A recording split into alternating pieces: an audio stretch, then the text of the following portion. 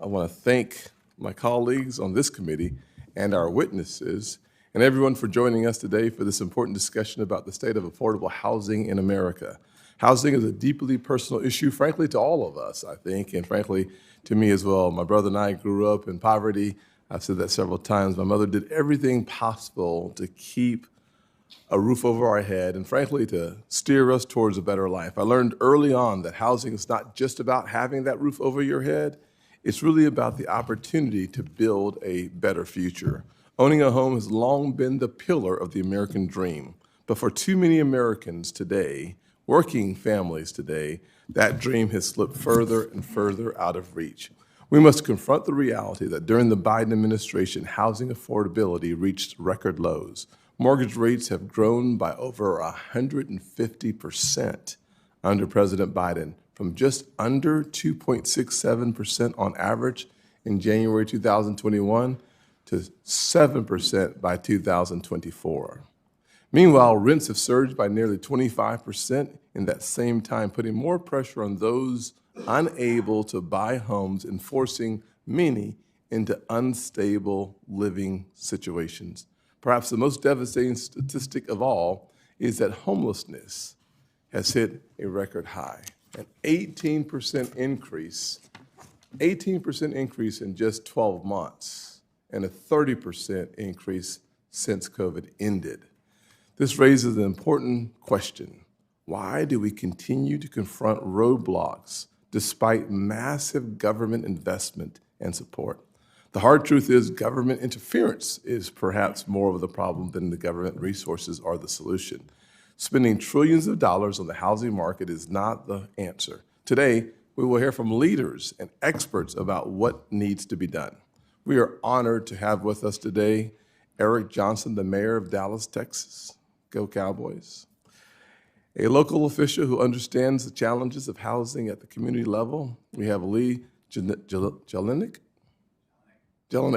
with us, the Chief Information Officer of the United Wholesale Mortgage, who can speak to the impact of federal housing policies, and also Edward Glaeser, a respected academic from Harvard University who brings a much-needed perspective on the economics of housing, and Renee Willis, the Interim President and CEO of the National Low-Income Housing Coalition. The good news is we have a diverse group of experts who can speak to the issue that impacts all Americans in a way that I believe will improve our ability as a committee to get things done, frankly, not even in a bipartisan fashion, in a nonpartisan fashion. This is about American people finding their path to the American dream and not about Republicans or Democrats scoring points or making points. Frankly, let's make a difference together. I look forward to your insights and discussing real, workable solutions to what most Americans consider a crisis. We need to take a different approach that embraces efficiency, deregulation, and getting the federal government out of the way. There are too many regulations at the federal, state, and local levels, in my opinion, having worked at all three levels of government, to actually building homes in the local communities, whether it's restrictive zoning laws, bureaucratic red tape, or misguided policies that drive up the cost of construction. Policymakers at all levels of government must take a hard look at what's really preventing the housing supply from keeping up with housing demand. That's why my legislation, the Road to Housing Act, seeks to make targeted reforms that will actually work. This legislation would reduce regulatory barriers, streamline the development process, and ensure that taxpayer dollars are used most effectively. I've seen firsthand from local communities that they are best positioned to address their housing challenges. The federal government should not dictate a one-size-fits-all housing program. Instead, we must empower states and local governments to adopt policies encouraging responsible development and increasing housing supply. Let's be clear. Housing should not be a partisan issue. Can't say that enough, because it's just about people realizing their version of the American dream, plain and simple. That's why I urge my Democratic colleagues to work with me and all of our members on the right in our approach to the Road to Housing Act. By working together, we can reverse decades of failed housing policies and bring about real change for tens of millions of Americans who need it the most. I look forward to today's discussion and working with my colleagues on both sides of the aisle to advance policies that will restore the American dream of home ownership and put more Americans on the path to success while closing the gap on wealth in this country. Thank you, and I look forward to hearing from our witnesses and our ranking member. Thank you, Mr. Chairman. I appreciate your holding this hearing. I know that you care deeply about addressing the housing crisis, and I hope we will be able to work together to lower housing costs for families. The crisis we face today is massive. We have a nationwide shortage of about 5 million homes. And these shortages drive up rents, they push home ownership out of the reach of millions of families. 40 years ago, the cost of a house for a Boston public school teacher was about 4.5 times their salary. Today, that same Boston public school teacher would need about 11 times their salary to buy a home. Housing feels unaffordable because housing is unaffordable. We do not have enough housing, and nothing gets better if we don't build more housing. So, how do we increase the housing supply? Housing is local, but for decades, states and towns have fallen further and further behind. The federal government can be a good partner to help boost housing supply and to make the housing market work better for families. Fortunately, there is no shortage of good and in many cases bipartisan work done by members on this committee that would help get us started. And I just want to mention a few. Senator Smith has a bill with Senator Rounds, the Rural Housing Service Reform Act. It would help protect and expand affordable housing supply in rural areas. Senator Warner has a bill with Senator Crapo, the Scaling Community Lenders Act, which would help fuel more lending and investment in low-income and underserved communities. Senator Cortez Masto has a bill, the Price Act, which would help upgrade and preserve manufactured homes. She also has the Home Investment Partnerships Reauthorization and Improvement Act, which would help local communities finance new construction, home repairs, and other housing needs. Senator Van Hollen has a bill with Senator Young, the Family Stability and Opportunity Vouchers Act, which would give more families with young children access to safe and stable housing. Senator Reed has a bill with Senator Haggerty, the Homebuyers Privacy Protection Act, that would protect prospective homebuyers' personal information from predatory lenders. Senator Lummis has a bill with Senator Fetterman, the Whole Home Repairs Act, that would help homeowners and small landlords make essential repairs that keep homes safe and livable. Senator Gallega has a bill, the Housing Vouchers Fairness Act, that would help more families in high-growth states afford housing. Senator Blunt Rochester has a bill, the Reducing Regulatory Barriers to Housing Act, that would support state and local governments that want to update their zoning laws to build more affordable housing. Senator Warnock has a bill, the Down Payment Toward Equity Act, which would support first-time, first-generation home buyers. I'm glad to partner with Senators Warnock, Van Hollen, and Kim on my American Housing and Economic Mobility Act, which would help build nearly 3 million new affordable homes and lower rents across the country by an estimated 10%. There are different approaches we could take to help address the housing crisis, but ideas like these should get us started, and I hope we can consider these and other bills as our committee looks forward to passing meaningful housing legislation this year. I just want to close by mentioning the assault on HUD. In the past few weeks, HUD Secretary Turner and Elon Musk's Doge have frozen affordable housing development projects across the country. They have also made it easier for landlords to deny people housing because of a disability or how they look, and they have rolled out plans to lay off half of HUD's workforce. These actions will make it harder, not easier, for families to access housing and They will raise housing costs. If the federal government is going to be a good partner to local communities to address the housing crisis, we need a well-resourced and well-staffed HUD. Thank you, Mr. Chairman. Thank you, Senator Warren. We will now hear from today's witnesses. We'll start with Mayor Johnson. You are now recognized for 5 minutes. Thank you, Mr. Chairman, and distinguished members of this committee for the opportunity to speak to you on the critical issues of homelessness and housing affordability in our country. My name is Eric Johnson, and I have the honor of serving as the 60th mayor of Dallas, Texas. I was born and raised in Dallas. Growing up in low-income household, my family bounced around between cramped apartments and small rental homes, and I know firsthand what housing insecurity feels like and how important stable housing is for families. It's true that in Dallas, we've made some noteworthy gains in addressing both homelessness and housing affordability.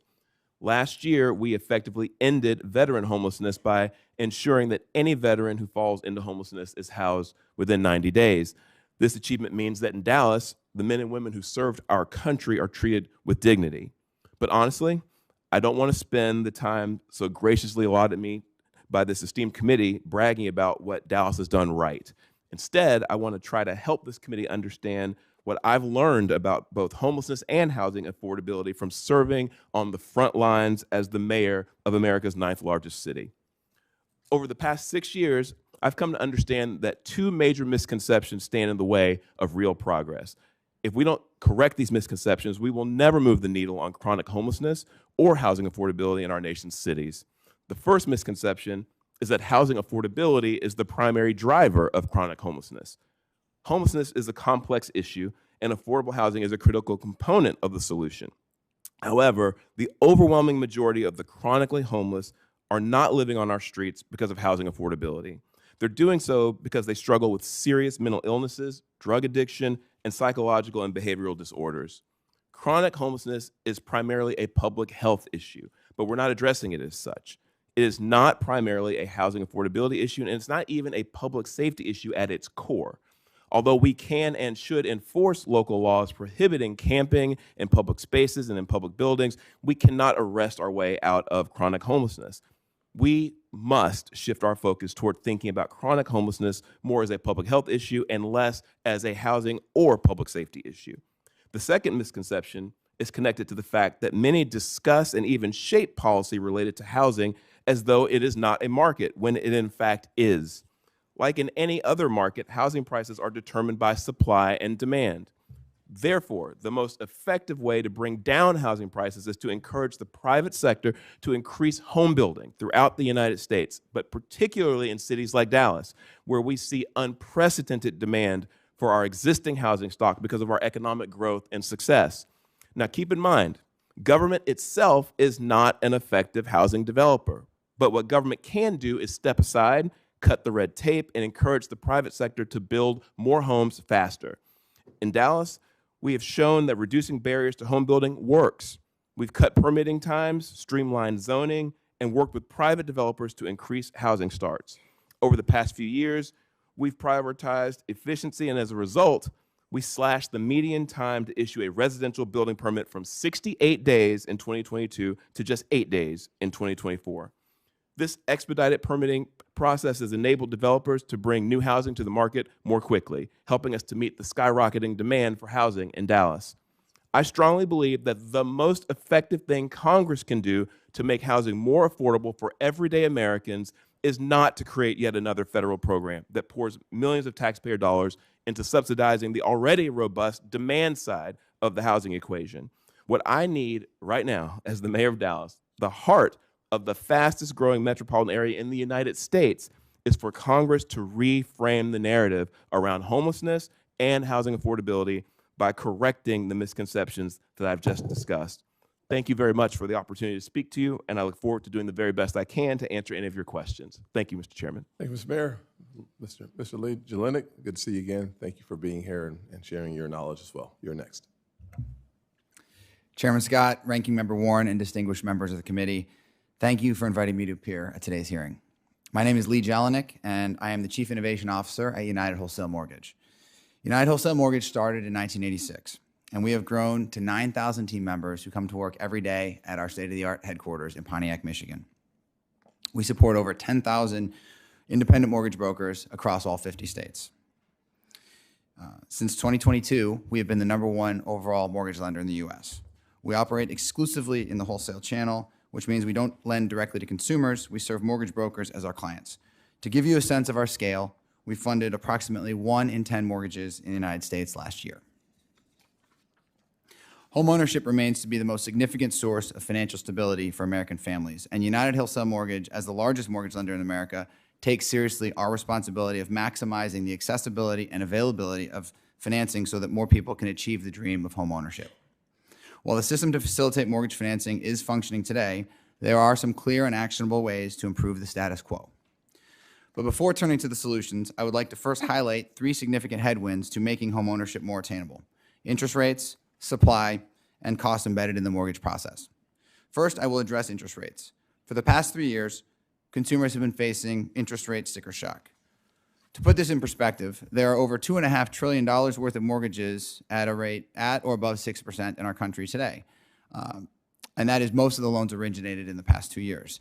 This compares to rates that were between 2 and 5% from 2020 to 2022. Second, there are simply not enough houses available at any price to keep up with demand. The short supply in combination with higher rates creates an environment where homeowners stay put in their homes longer than the typical 7 to 9 years. We call this the lock-in effect. With people locked in their homes and not moving up like they normally would, new home buyers are frozen out of the market. Third and finally, there are opportunities to reduce the costs embedded in obtaining a mortgage that do not involve lower credit standards or risky underwriting. Rather, all it requires is an embrace of technology and data available to market participants today. To address these challenges, Congress, FHFA, and HUD can act with purpose and urgency to improve mortgage affordability.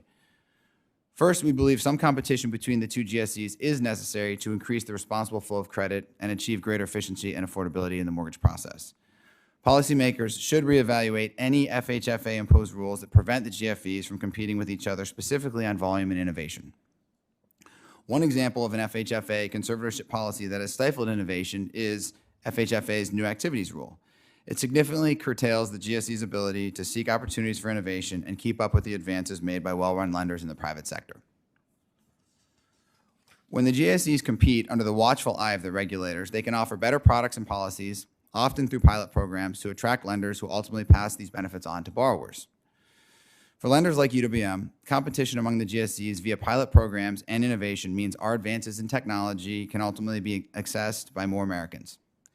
Secondly, we need to streamline the mortgage process without increasing homeowner, lender, or systemic risk by allowing innovations in technology to replace traditional paper-based processes. One such area is title insurance. Some solutions have been introduced to the market. Mortgage lenders and the GSEs must be incentivized to further innovate. Another area ripe for technology and database improvements are appraisals. By increasing the adoption of virtual appraisals and appraisal waivers, modern data and analytics can be used to save consumers money.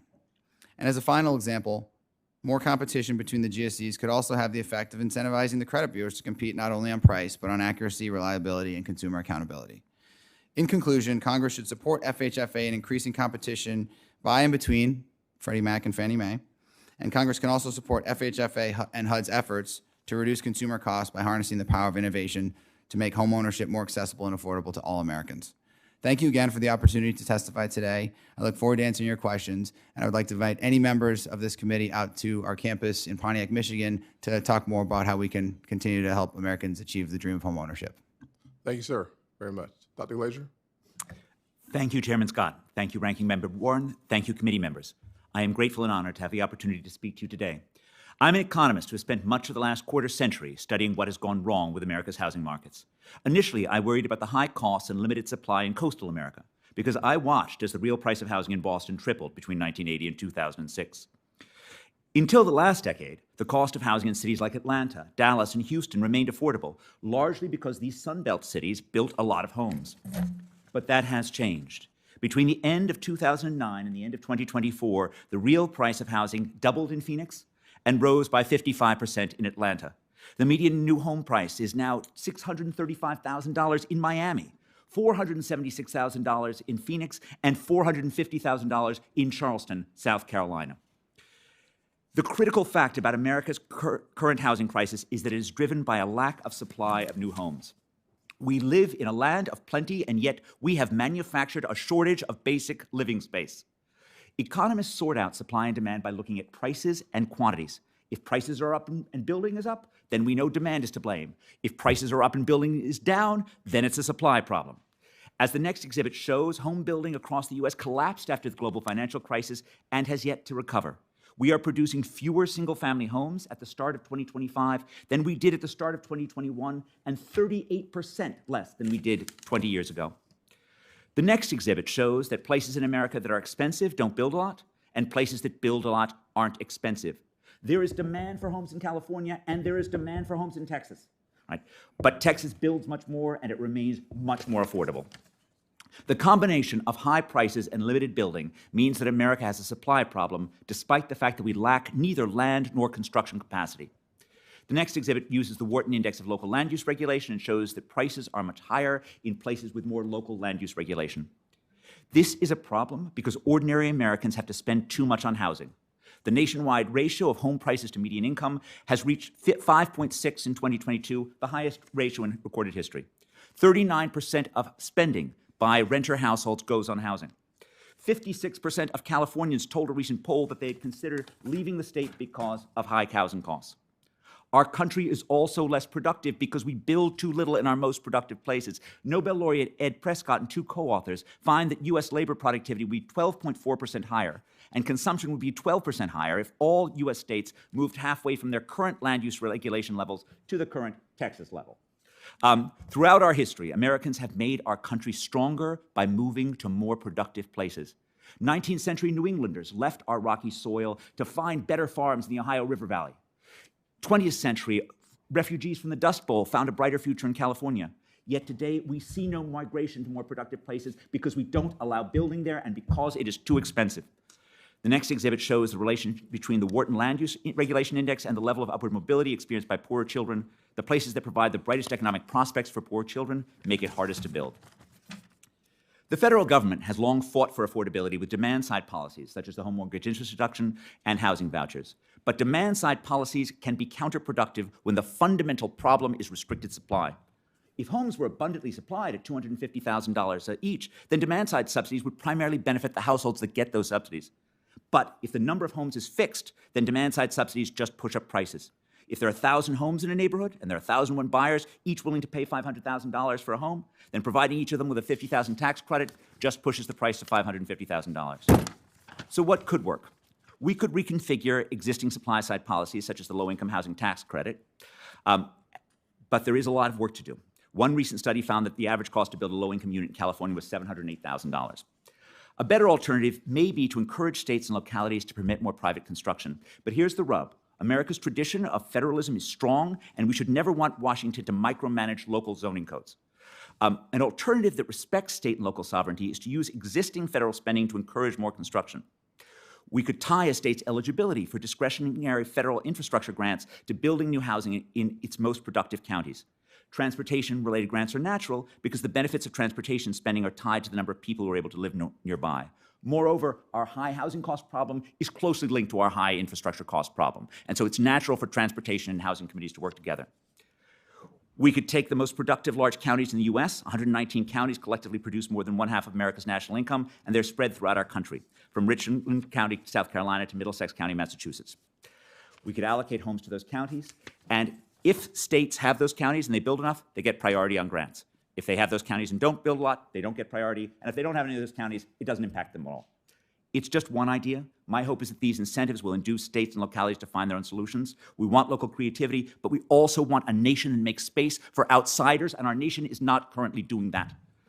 I want to end again by thanking the committee for taking up this topic and for giving me the chance to speak. Thank you, Dr. Glaeser. Next, we'll hear from Ms. Willis.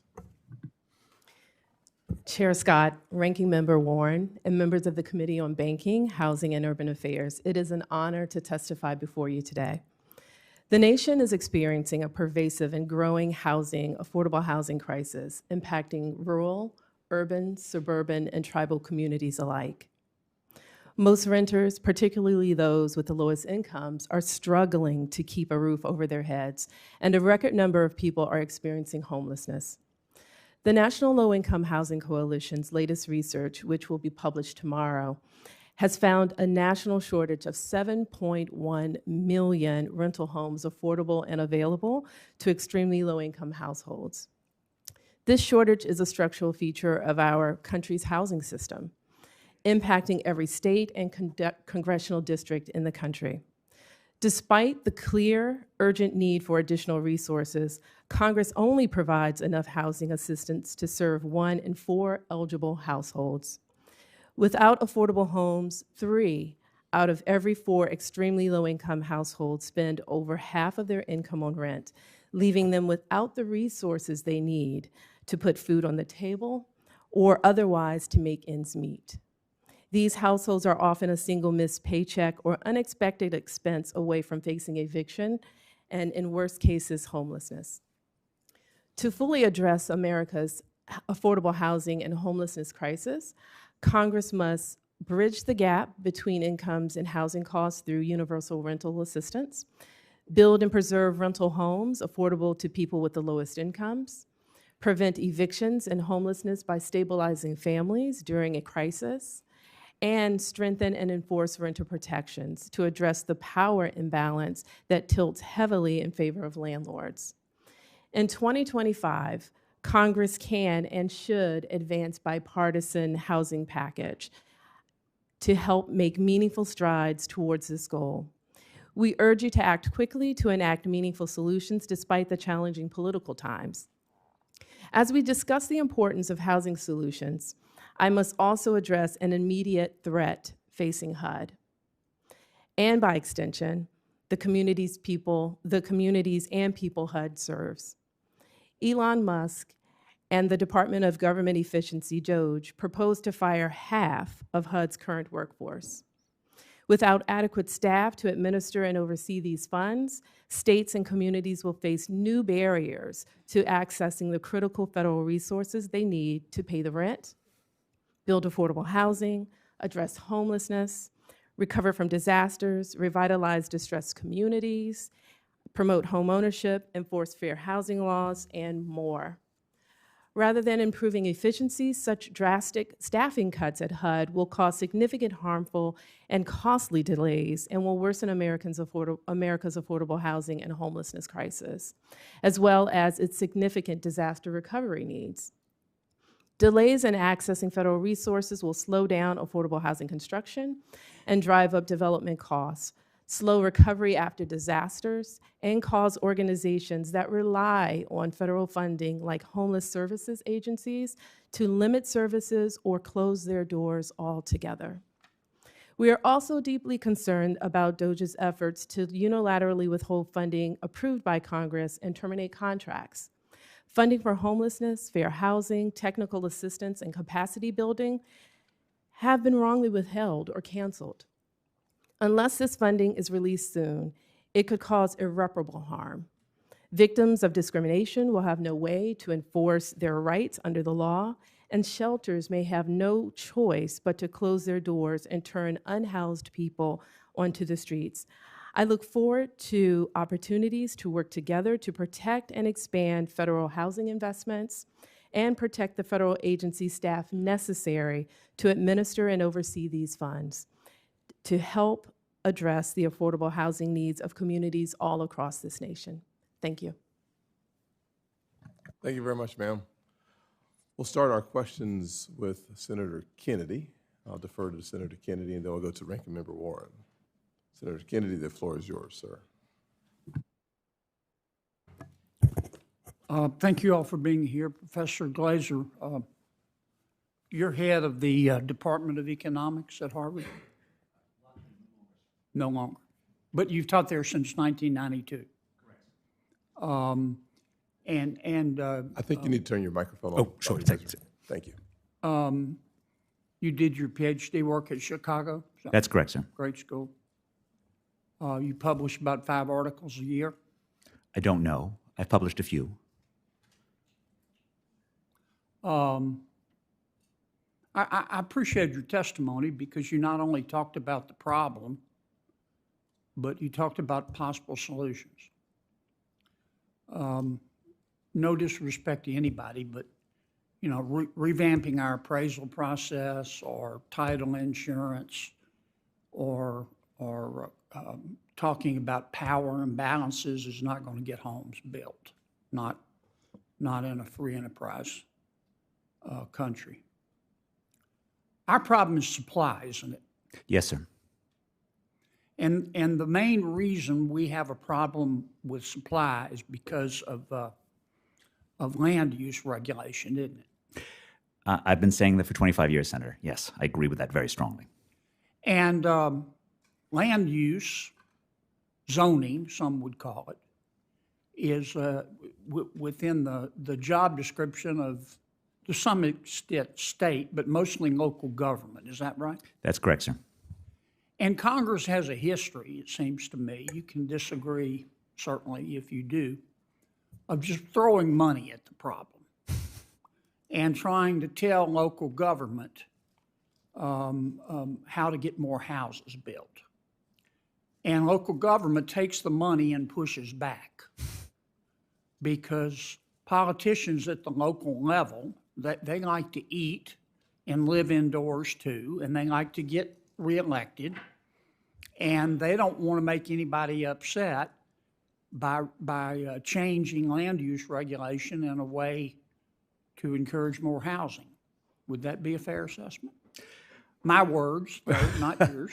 I will not disagree with any of those words, Senator. Okay.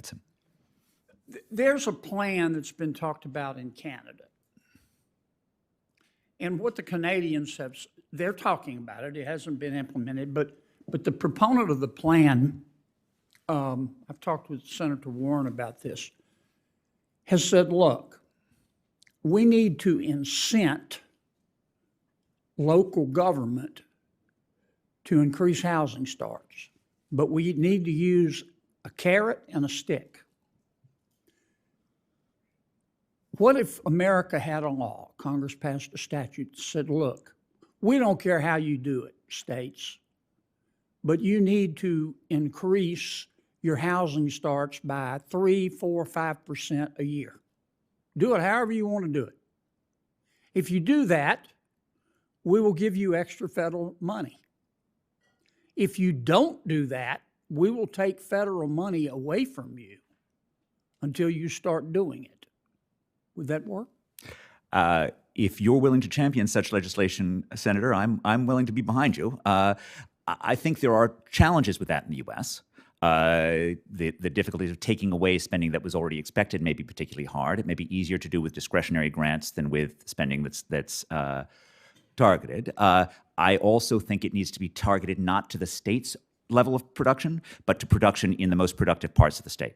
Right? We don't want California to meet its requirements by building in areas that are very far away from Los Angeles or San Francisco, and and so forth. But I think basically something that creates carrots and ideally sticks as well, that tries to encourage states to do the right thing. And from my perspective, the battleground of affordable housing is in places like the California state legislature.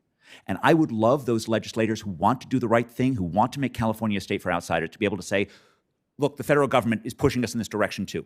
Can we just not lose our spending for X? Can we do this? And I think that would be very powerful in the hands of state Who would be best to decide the most productive areas to incent housing? I would use Bureau of Economic Analysis numbers of output per capita. I don't think it's, but this can be debated. We can, lots of people. I would not hand it over to an agency, though. I would put it directly in the legislation. Do you think our problem in America with housing is caused by a power imbalance? I'm not sure I know what that means. Me Senator. neither. Me neither. Thank you. Thank you, Senator. Thanks, sir. Ranking member. Thank you, Mr. Chairman. So I think we all agree here. We need to build more housing. Housing for seniors, housing for students, housing for veterans, for renters, for first-time home buyers, for families in rural areas, for families in cities, housing for pretty much everyone who isn't already rich and doesn't already own a home. And there are a lot of drivers behind the housing shortage. It's a reason why we need to use a lot of different tools, I think, to expand how we approach housing. Factors driving the housing shortage, it seems to me, include outdated building codes, local land use restrictions that prevent new housing from being built. For example, according to one estimate, it's illegal to build apartments, townhomes, or anything but single-family detached homes on 3/4 of the residential land in cities and suburbs across America. So, Dr. Glaeser, just help us understand at a little bit more granular level. Walk us through the problem about local restrictions and how they, like exclusionary use or zoning or building codes, and how they drive up the cost of housing. So there are 1,000 different ways to say no. And in Greater Boston, which you know as well as I do, I have spent a lot of time studying NIMBYism in its different forms. And it starts by making it hard to manufacture at scale. So it starts by requiring that you get sort of these tiny projects instead of the large-scale building that builders like the Levitts were doing after World War II, when you really had mass production of ordinary homes that sort of made things affordable. You get smaller projects. Then you get smaller projects that take 2 years to get approved. I mean, I'm amazed by 8 days. I'm just amazed by, most of our people are talking years. And the rules become so specific for particular towns. Forgive me for being Massachusetts-oriented. I know one builder who will not build outside of Lexington, Mass. Right? All of his skills are in Lexington, Mass, and he will not cross. And this is a small town, right? And just in general, just the difficulty of moving anything. Now, in Massachusetts, we do have a tradition of a state override. I mean, we have Massachusetts Chapter 40B, which allows an override for certain types of affordable housing projects. The last thing I would say is that 40B is the right model for other states, but it is a model that has been helpful in Massachusetts. And so this tradition of sort of fighting back and forth between state and local is a really important thing. Okay, I think that's a really important thing to focus on, where the problem lies. And look, our job is not to tell local governments what to do, but we do have a responsibility to be a good partner to communities that actually want to build more housing and more housing that we need.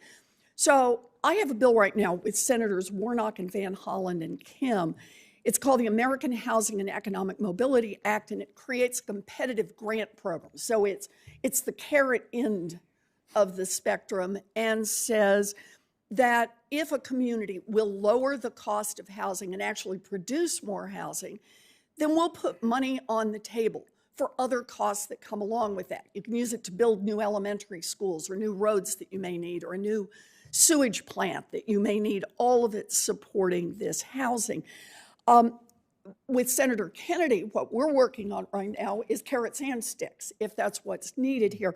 But let me just ask, I think that Senator Kennedy was asking, but I want to be sure I've got this right. Dr. Glaeser, do you think that's a way to expand supply? I think that policies that nudge states and localities towards permitting more housing, to allowing the genius of American industry to get to work and build homes for ordinary Americans, I think those are very good policies for you to consider. Okay, yes. And let me let you get in this as well, Ms. Willis. Do you think that this is a way to be able to expand supply? Absolutely. Looking at your American Housing and Economic Mobility Act, absolutely, because you talk about the carrots, and there's definitely that in that bill, because you're incentivizing. There's an opportunity to incentivize and encourage better zoning practices. And from what I recall, there's also that competitive program that could really create a race to the top. Because, zoning reform is best handled at the state and local levels. But I think in your bill, there is that incentive, that carrot that you speak of, to incentivize innovation at the local and state levels. And Mr. Jelenic, I'm running out of time, but can I just ask you, you're an expert in this area. Is this something that likely could help us produce more supply? Ranking Member Warren, thank you. I mean, we are focused mostly on the mortgage process. I understand. But yes, I mean, there clearly is a supply issue in the country right now. Good. I just want to say this is not about the federal government imposing a one-size-fits-all, and that housing in Louisiana has to look like housing in Massachusetts or be built in the same ways. But it really is an incentive to get local governments to solve the problem they face, because let's face it, they've had 40 years and the problem has just gotten worse and worse and worse. So thank you, Mr. Chairman. Look forward to working with you on this. This is an exciting time for us to have a nonpartisan conversation about solving needs in our country. I wish we would do this more often around every committee in the Senate, frankly, and in Congress. For those of you perhaps not aware, I spent 13 years, 6 months, 7 days, and 12 hours on local county council. And so, But who's counting? exactly, I was not excited to leave at all. I really enjoyed my time there, but I'll say without question that the issue of housing is very much a local issue. And frankly, while the state legislature can do some good, it's those communities who really have building caps that distorts the market in extraordinary ways. The way that they use their zoning laws and density requirements is in fact what has exacerbated the problem from California to New York and beyond. How does that happen? Well, your local communities decides they don't want anybody else moving in. It's like not everyone wants a wall built, but we're building this virtual wall outside of certain communities by saying we're not going to allow for any high density construction in these areas. And you add that on top of the construction cost and 7% interest rates, you have destroyed the local housing market. Mayor, you've done a fabulous job in Texas, from crime to improving safety to focusing on homelessness and reducing the amount of time it takes to get things done on every topic, it seems like, frankly. And I really appreciate your service to your community in many ways, to Texas and beyond. Can you talk about how you would address the issue from a zoning perspective, number one? Number two, compound question here, is the homelessness crisis is something we should all be passionate about. An 18% increase with record dollars being spent through HUD to address homelessness, and yet the problem gets worse. It's almost as if the more money we put out there, the worse the problem has gotten. I'm sure someone will rebuke me for that statement, but the truth of the matter is we seem to be dealing with something more complicated than here's a couple more dollars, let's solve the problem. Well, I appreciate the question, and I'll do my best to tell you, in all cases, my perspective as the leader of a city on the policy side and the political side, as opposed to the bureaucratic side. But we're talking about something that's largely a bureaucratic issue, and so there's just a lot of the issues related to, specifically asked about zoning. I would also throw in with that permitting. This is process. This is about process, and this is about, in many cases, local governments not being sufficiently focused or perhaps incentivized to focus on their process and making it easier to do business with the city. Frankly, there are entities that exist in the world, in the United States in particular, that know how to build houses, know where houses need to be built, and can do so profitably, but are being hamstrung by local governments and how difficult it can be to navigate their process and how long it can take to bring a project to fruition. So we've had success, but it's not for no reason. I've had to really lean in over the past 6 years with the bureaucracy. Our bureaucracy is headed by a city manager in Dallas, but I've had to really impart upon them just how important it is that we prioritize getting down these permit wait times. This didn't just happen on its own. Departments had to be consolidated, staff had to be moved around, things had to be done. You had to reconfigure, how we went about serving the developer community, having meetings with folks about, about their projects, and just we had to be very creative about how we got projects done more quickly. And so that takes a concerted effort, and that's a process thing. I'm talking to the United States Senate right now, and so the question I think I want to not address here is, what can you do to help with that? I mean, I think we need some form of change in conversation around this topic of housing, because I think we get confused, frankly, and think that housing somehow is something that we, as the local level, can just determine the price of. And that there's nothing that, housing is like everything else. Supply and demand determines the price of it, but we don't act that way. And I think we could use some help with changing that narrative around that. As far as homelessness is concerned, I would say similarly, we have a narrative problem. In a lot of ways, I've had to push back on the idea that the folks that you see sleeping on our streets are there because of the high median housing price in Dallas. And it's really not about that. The unhoused that you see on our streets are there for other reasons that I outlined before. So I think in addition to thinking about carrots and sticks and the things that Congress can do financially, we could use some help with changing the narrative around these topics to understand what the real root causes are.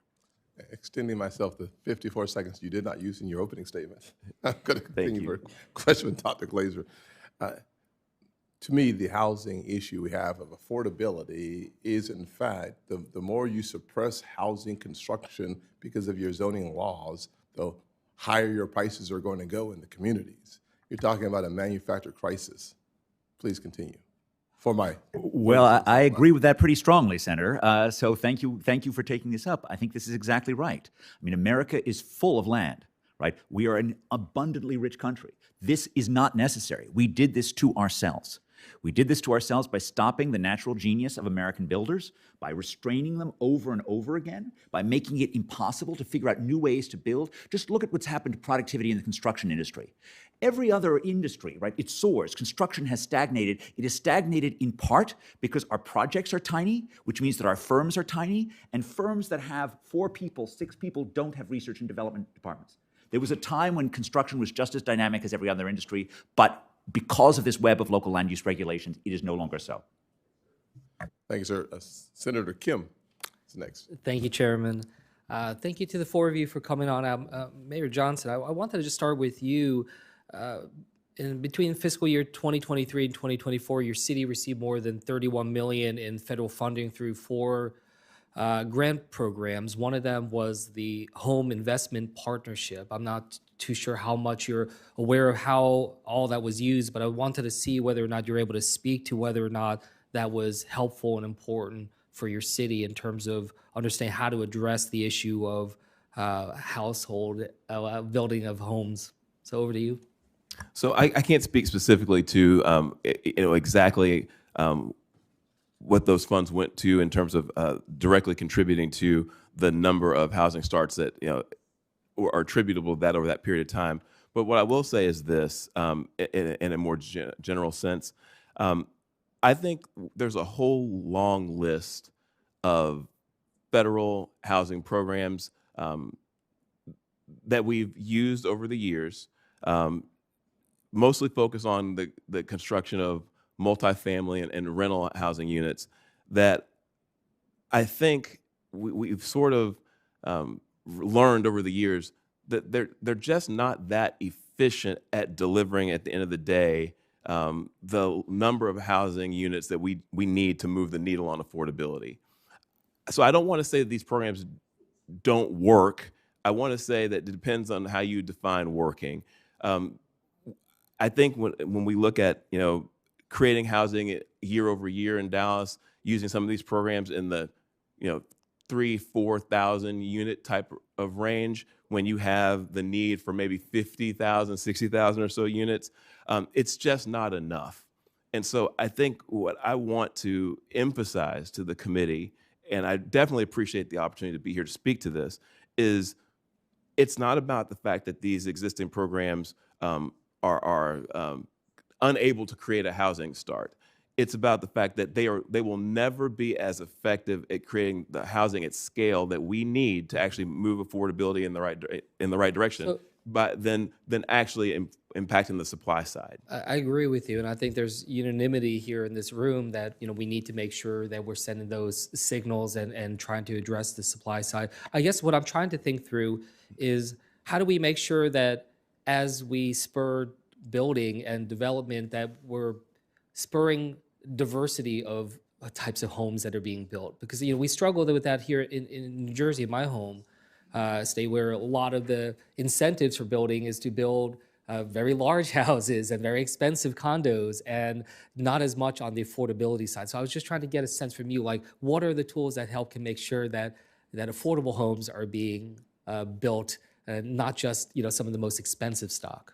Right. Well, again, I think this is where I have a philosophical difference with some folks about whether or not you can just set out to build an affordable home without getting involved in the market in ways that are counterproductive.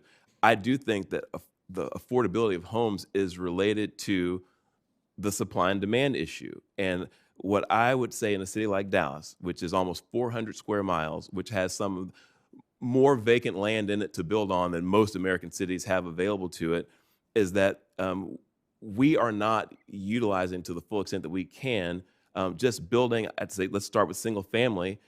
We could be building a lot more single family that would drive down the cost of housing for everyone. Without setting out from the outset and trying to artificially cap the cost of it and saying, this will only be, we'll only let someone charge someone X amount of dollars to pay for a house like this. I don't think that those types of programs work long term. At some point, the house turns over and it stops being an affordable house, even if you set out from the outset for it to be one.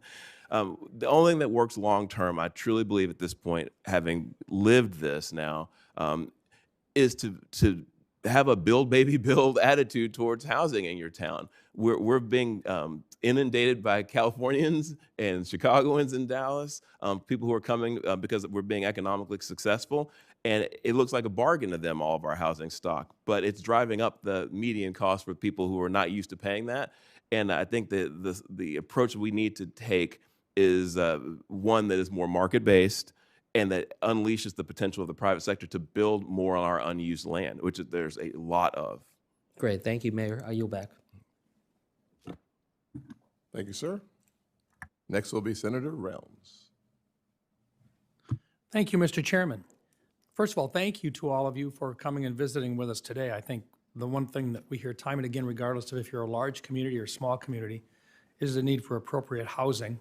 And in many cases, it can take a different form or a different priority, regardless, depending upon whether you're in a small community or a large community. But at the federal level, we need to be able to look at multiple types of programs that might be available to assist in incentivizing the development of new housing. Housing eventually wears out, and you've got to be looking towards the future. I'd like to begin with Ms. Willis. First of all, thank you for the work to help the people with the lowest incomes have the opportunity for quality and affordable homes in our communities. The last several years, I've focused on bipartisan housing work addressing a range of topics, including the streamlining of the environmental review process, modifying homelessness prevention programs, and increase access to affordable housing in rural areas.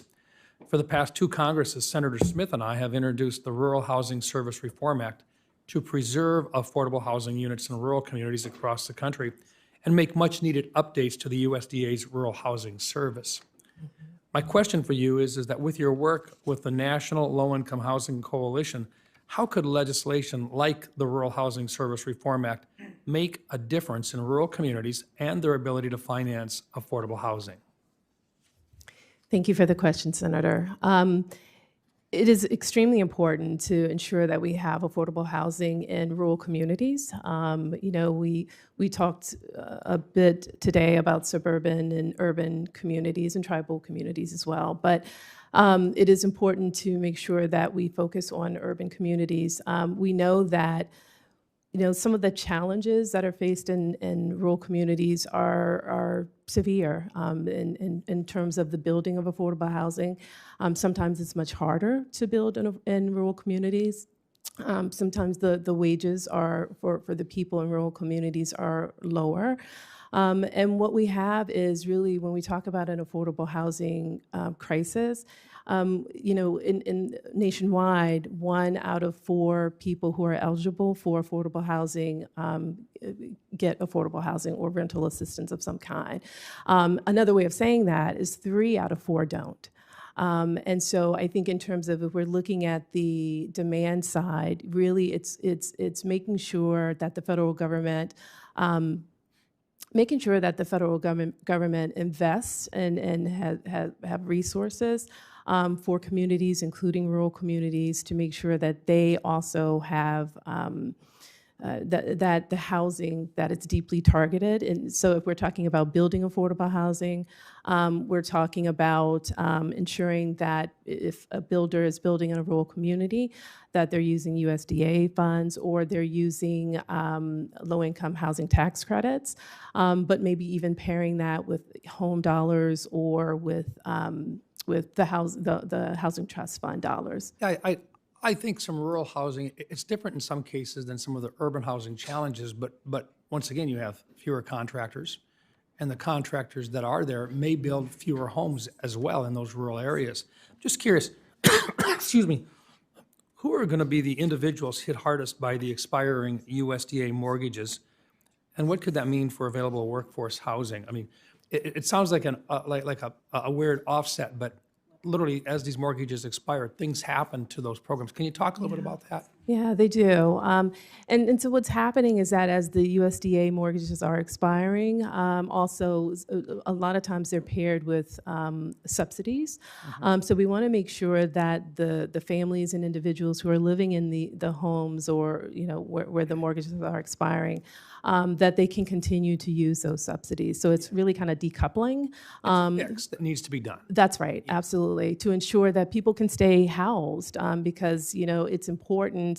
These are mortgages after 20, 30 years where we want to be able to keep them in the housing stock because if not, landlords can raise the rents, can take them out of the stock, can do all sorts of things, right? Thank you.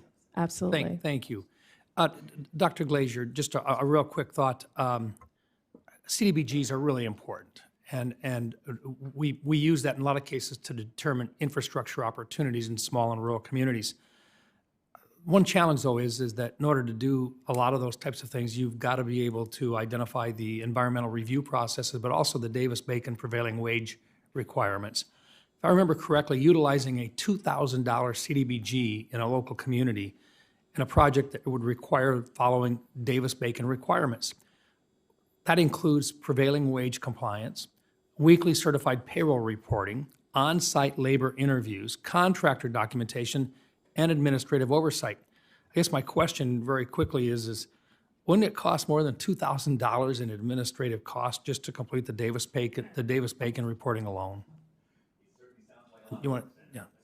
That certainly sounds like a lot of work, Senator. And I think while most of the regulations that we're talking about are local, I am certainly on board for a reducing the federal regulatory burden as well agenda. Thank you, Mr. Chairman. Thank you, Senator Rounds. Senator Smith. Thank you, Mr. Chair and Ranking Member, and thanks to all of our panelists today. Let me just start by saying I appreciate the line of questioning that my friend and colleague, Senator Rounds from South Dakota, was just offering on our bill. Mr. Chair, I would say that I heard you say earlier that housing should be a nonpartisan issue, and I appreciate that. And I think that the bill that Senator Rounds and I have been working on with regard to rural housing actually completely fits that mold. It is not a bill. It is not a bill that is pushing any partisan interest. It is a bill that is really focused on protecting and preserving affordable housing that without which in rural communities people are literally not going to have a place to live. So I'm going to just follow up a bit on my colleague Senator Rounds' questions, Ms. Willis, if I could. And forgive me if I'm repeating because I was in transit as he was asking his questions, but who are the folks that are living in these rural housing service homes? Like who are we making sure have a roof over their heads and a safe place to call home with this program? Yes, absolutely. Thank you, Senator. So we're talking about individuals and families who earn 30% AMI or less, or at the poverty line. So that's who we're talking about. And these are people who need stable, affordable homes. So some of them are working families? Very much so. Many of them are already working. They're just working in low-wage jobs, or they might be elders, right? Absolutely, and that's what we're seeing. A lot of the people that we're talking about are people in the workforce, as you mentioned, with low-paying jobs. We're also talking, and this is maybe a third, when we're talking about ELI, extremely low-income individuals, individuals. We're talking about, again, 30% or less AMI. We're talking about 30% of them, or 1/3, I should say, who are in the workforce, and maybe another third are our seniors, and another third students or maybe people with disabilities, and also single caregivers. Caregivers, as right. well. Right, thank you. I think that that's important because a lot of times we don't really think about who exactly we are making sure have a safe place to call home with these, with this effort. And could you just comment briefly on how important it is to, and we talk about adding affordable places for people to live, a housing supply problem, but I think we don't talk often enough about how we need to preserve the housing that we have so that it doesn't go away, exacerbating the challenges that we have. Right, that's right. And that would certainly exacerbate the challenge because, again, in terms of with these we're talking about rural communities and these expiring USDA mortgages. We want to be able to keep a housing stock affordable to people with the lowest incomes. And I know that your bill, the Rural Housing Services Reform Act, it really allows households to continue to receive rental assistance, Right. even when those property mortgages mature. And so that's important. And so that's about the preservation of housing. And so that's why a bill like the Rural Housing Service Reform Act is critical to these communities. Thank you. I appreciate that. Dr. Glaeser, I wanted to talk with you a bit about the challenges that we have in helping to increase the supply of housing. I actually think this is another place where Democrats and Republicans agree that I think Ranking Member Warren made this point in her opening comments, that if you have an imbalance between demand and supply, prices are going to go up, and that's going to create the problems that we have here. And I'm very proud that my hometown of Minneapolis has tackled some of the zoning reforms that are necessary to make it easier to build housing, all different kinds of housing, to address the challenges that we have. So could you just talk a little bit about how you see this, how you see this issue and what we should be paying attention to, and maybe just a bit on how we can innovate in the way that we build housing? Thank you, Senator. That's a great question. And I think I want to use this opportunity to say a word for modular housing. Yes. In fact, we have modular housing has lots of capacity to be attractive. It can be differentiated. We can do lots of great things with it, and we can do it cheaply. Economists since Adam Smith have known that mass production is a critical path towards affordability. And yet we make it extraordinarily difficult to mass-produced housing, both because of local zoning rules and because of HUD regulations. Both of them are at play. The chairman of the Illinois Housing Authority is working to make sure that public housing in the city of Chicago is actually built using modular housing, which I think is an exciting move. Yep. I would love to see a state that decided to champion, statewide zoning. So if you have a 1,000-square-foot hut, you can put the following 4 models of modular housing down. I would love to see something that sort of enabled scale economies yet again in housing. And getting back to Senator Kim's question earlier about housing for poor people, modular housing provides an amazingly good way of providing starter homes and sort of easy-to-buy things for people who are not of extravagant means. Our Public Housing Authority in Minneapolis has been using modular housing to build scattered site housing in neighborhoods, thanks to the new zoning laws that we have that are less expensive, they're high quality, and the construction can be completed in roughly 75% of the time, which also then helps to reduce costs. Absolutely. Thank you. On behalf of the chairman, Senator Ricketts. Thank you, and I want to thank Chairman Scott and Ranking Member Warren for having this important hearing today, because as I think we all recognize, the housing shortage in our country is something that is creating problems in all of our communities across the state, across this country. And in my state of Nebraska, that's certainly one of the things. We talked a lot about rural housing, and that's one of the things that we worked on when I was governor of Nebraska and had success in coming up with programs to be able to do it. And certainly we heard the stories, and maybe some of you have heard it in your states, and Senator Rounds in South Dakota, where we'll have somebody in a small town be offered a job to move to that small town, and they come and can't find a house that's suitable, and so they turn the job offer down, and that is a big hamper to our rural communities growing. So being able to cut through the red tape, come up with some of the solutions is one of the things that I think is important for us to take a look at. In Nebraska, we created a rural workforce housing bill, which provides $7 million to start with, that was available for communities to apply for this grant.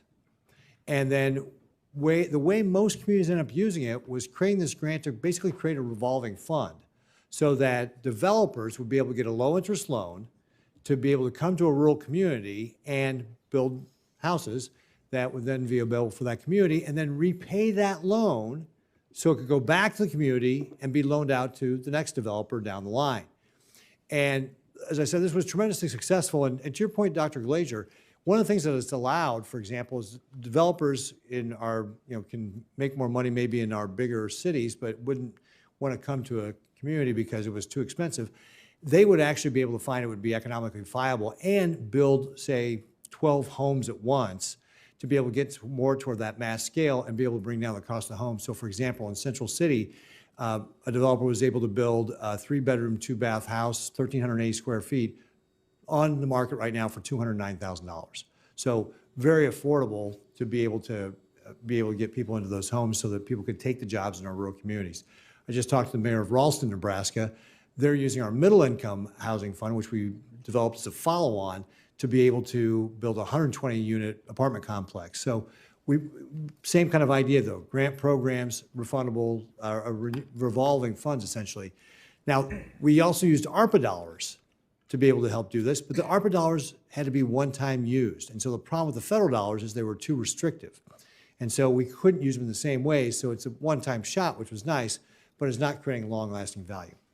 Anyway, Dr. Glaeser, I wanted to talk to you a little about some of your research on some of the things because we're talking about creating more supply. First of all, University of Chicago, great school. I'm an alum, so great job getting your PhD there. You talked about the zoning and how that is impacting the cost because we're restricting what the land use can be for. And studies have shown up to 24% of the cost of a new home could be that zoning requirement. What about some of the other things? The ranking member mentioned, for example, building permits. Or what about just the availability of finding people who can do the job in the first place? Shortage of people in the trades. Have you done any research or seen any research that talks about those sorts of problems and what we might be able to do to address them? Microphone. That great question. Let me differentiate between the two ideas that you put forward. First of all, permits are a local government issue. They're really important. Time to permit is really important. I think the sort of nudging against local legislation that we've been discussing would be helpful with those as well. If we put an expectation that states are going to have to build in their most productive counties in order to have access to certain discretionary spending, those local counties are going to have to figure out how to get their permitting faster, right? They're going to have to move themselves down from a 7-year process. The workforce is different. I think that there is a role at particularly the state and local level, but I'd be open for a federal program if it were well constructed to do more vocational training for lots of places in the U.S. I think in many cases, sort of smart vocational training that wraps around existing education provides an exciting option. But again, I'd like to see that legislation in place before I endorse it. I'd like to know how much money we're talking about, and I'd like to see evaluation of the programs. Part of the beauty of vocational training is you can pay for performance. You don't need to pay the person unless they've actually learned how to become a plumber, learned to become a programmer. There is a question as to whether or not something about the global financial crisis permanently broke the construction industry.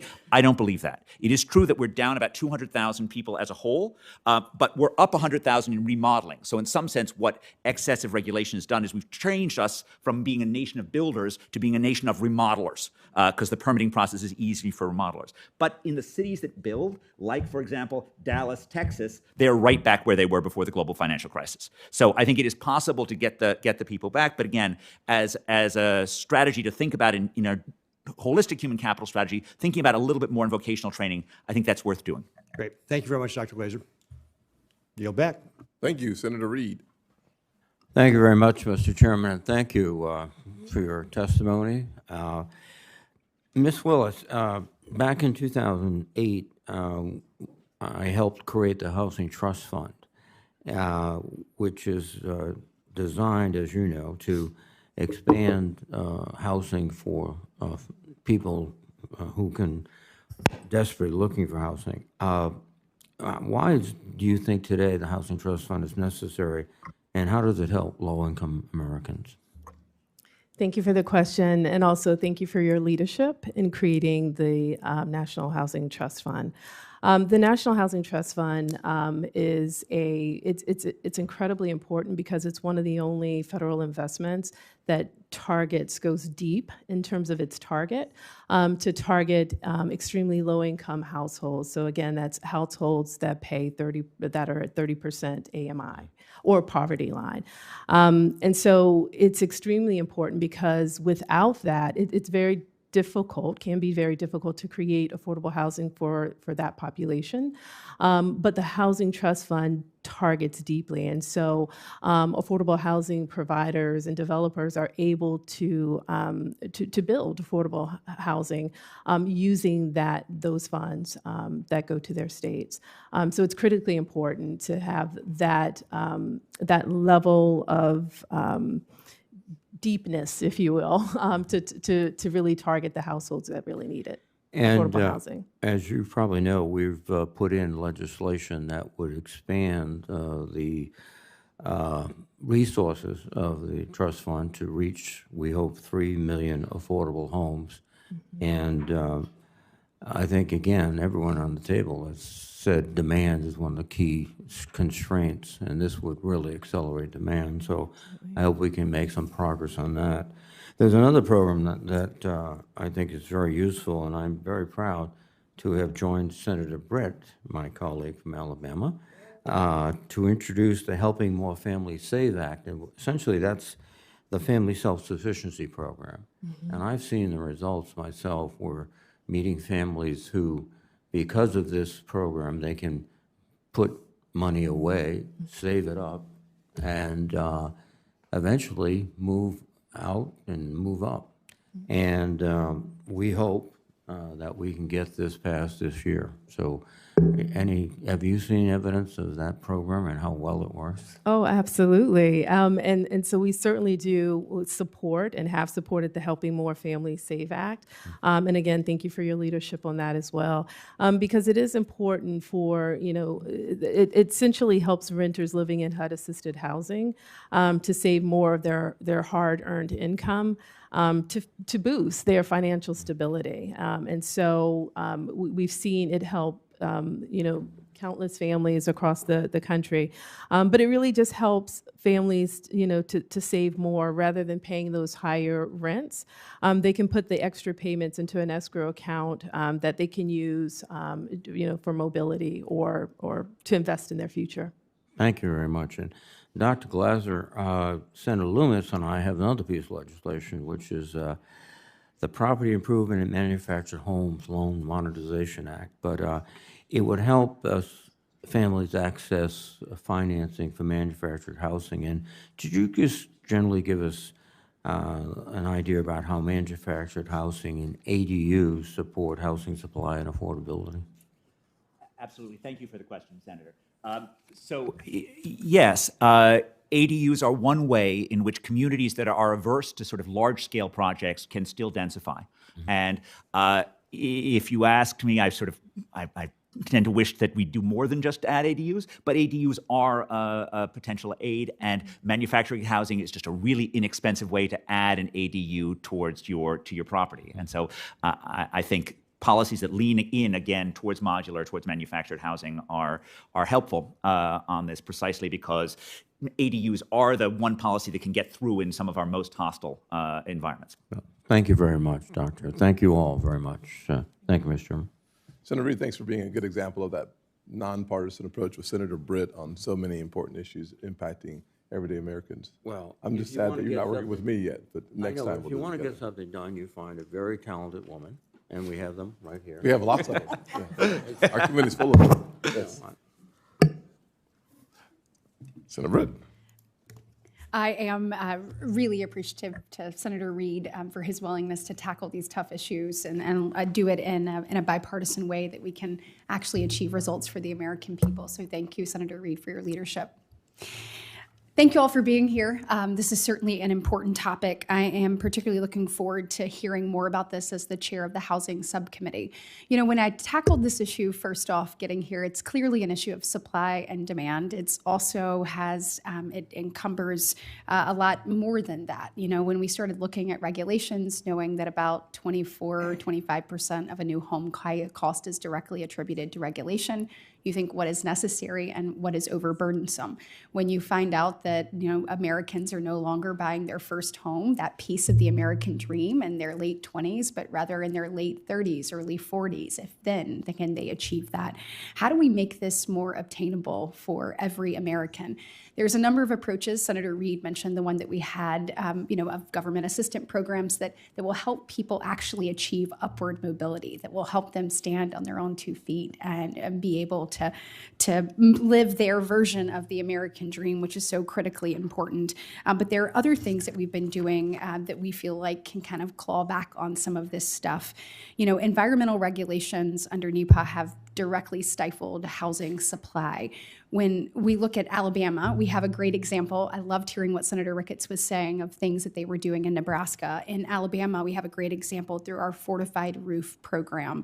It incentivizes strong home building, and it's able to do that, you know, encouraging people to build homes that will withstand storms, obviously without exposing or imposing excessive environmental standards in the process. It has been a win-win and has been wildly successful. So there's certainly a way to do both, and there's a balance that needs to be achieved. Mr. Glaeser, can you speak to the impact of erroneous environmental and land use regulations and the ability to build homes to meet those demands? Thank you, Senator, and thank you for your leadership on this topic. It is an odd irony that often environmental regulations are counterproductive environmentally. So about 15 years ago, I wrote a paper with California environmental economist Matthew Kahn, currently at the University of Southern California, which tried to measure the carbon emissions associated with building in different parts of the country. We did this whole normalizing for family size, normalizing for income. We found, unsurprisingly, that by far the lowest carbon emission parts of the country, naturally, were coastal California. Nothing to do with the regulation. It's the weather, just to be entirely clear. It's Januaries that don't require you to heat like crazy, and it's Julys that don't require you to air condition, okay? If you cared about reducing America's carbon emissions, you should then be saying, let's build on the California, in San Francisco Bay. Let's add in as much housing as we possibly can. And yet California housing, partially because of the famous Friends of Mammoth case, which requires a significant environmental review locally for any California project, right? They face the most onerous environmental regulations possible. And the effect of that is moving building from places where it is good for the environment to being places where it is less good to the environment.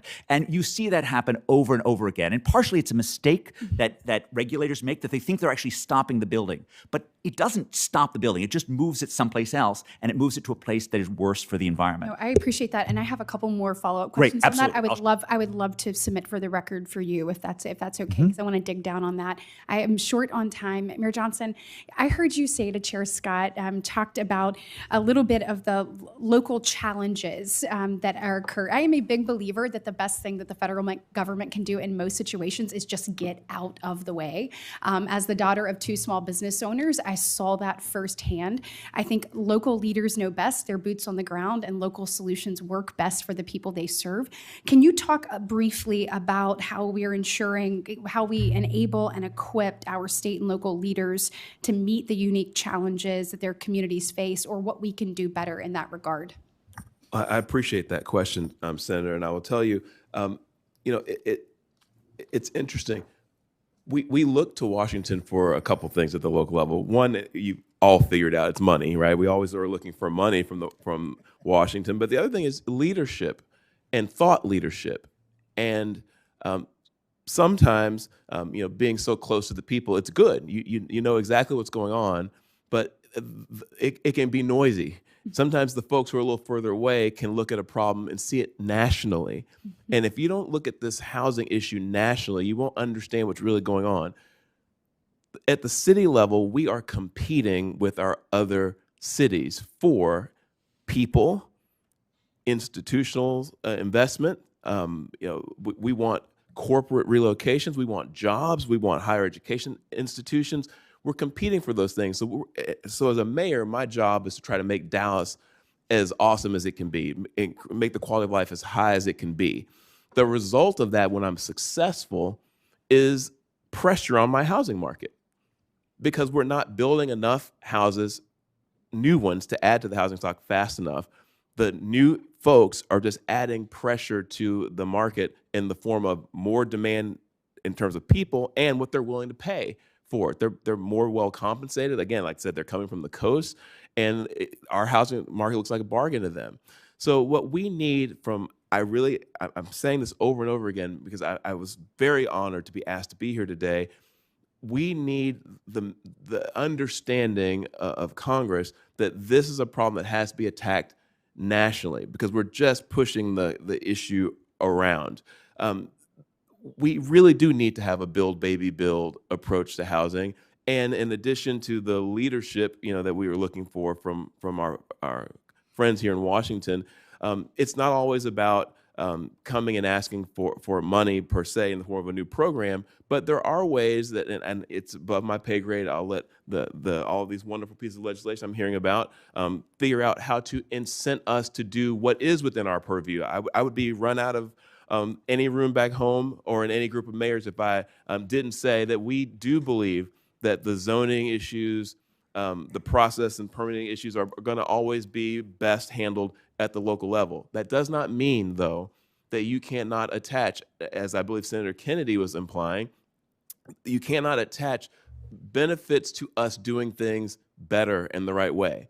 If you want to reward a city that reduces their permitting time and builds X, housing units per year that at a goal at a rate that you set, I'm all for that. Dallas will jump in that competition. We would gladly enter that competition to increase our housing starts to attract some sort of federal benefit. But it's not a new program we're looking for. It's a change in the narrative. Absolutely. Well, Mr. Chair, thank you. I have a question for Mr. Jelenic, and I will submit that for the record. I've run out of time. Thank you. Thank you. Senator Warner. Well, thank you, Mr. Chairman. Thank you for holding this hearing, and to the panel and the mayor. I'm going to incorporate by reference what everybody has said about housing shortage and all the things we need to do. I want to quickly go through, so I can get to questions, my litany of some of the tools, Mr. Mayor, that I think, and almost all of these are bipartisan. New market tax credit extension with Senator Daines, Neighborhood Home Investment Act. This is the fill-in opportunity from the Dallases to almost every community. We've got to make sure that if there's aging properties, they can be filled in at a cost-effective basis. Historic tax credit in terms of rural applications, and the traditional tax credit as well. And I know CDFI tax credit, and I'm going to come to that with Ms. Willis in a moment. I also want to advertise for particularly my Republican colleagues something we put together last year called the LIFT Act, which would be focused on first-generation, first-time home buyers, which by definition ends up being two-thirds people of color. And the subsidy comes in the form, and I'm going to come to you, Mr. Glaeser, on this one, that says, in addition to some of the other tools, if you qualify, you would get you'd pay a 30-year rate, but you get a 20-year mortgage. So you double the amount of equity you get in the first 10 years. And I think the ranking member's already mentioned this. Something I've been doing on CDFIs about trying to make sure we get a secondary market. So why don't I start, Mr. Glaeser, with you on, on LIFT. I was going to go to Mr. Jelenic. Could you speak to that idea of how we can try to deal with not just racial wealth gap, but the ability for first-time home buyers to build up equity with something innovative like the LIFT program? Senator Warner, thank you for the question. I am a little familiar with the LIFT Act, and I understand exactly as you explained it, where the consumer would get the benefit of a 30-year rate, but essentially have the ability to build equity as if it was a 20-year mortgage. I think we would really like to dig into this with you, and it's products like this that get us excited. That again, whether it's a product like this or something else that's delivered without increasing risk or ability to repay, which this doesn't do either of those, and gets people on that path of achieving the American dream and getting that equity in their homes. I would love to explore further, but yeah, we would definitely be supportive of something like that. And I will go to Mr. Glaeser, which is I think, again, lots of people have talked about the need to have more incentives for localities to improve their zoning tools. I've got two notional ideas, and I do think potentially the CDBG grants having a carrot to maybe even increase those if you would limit your zoning requirements.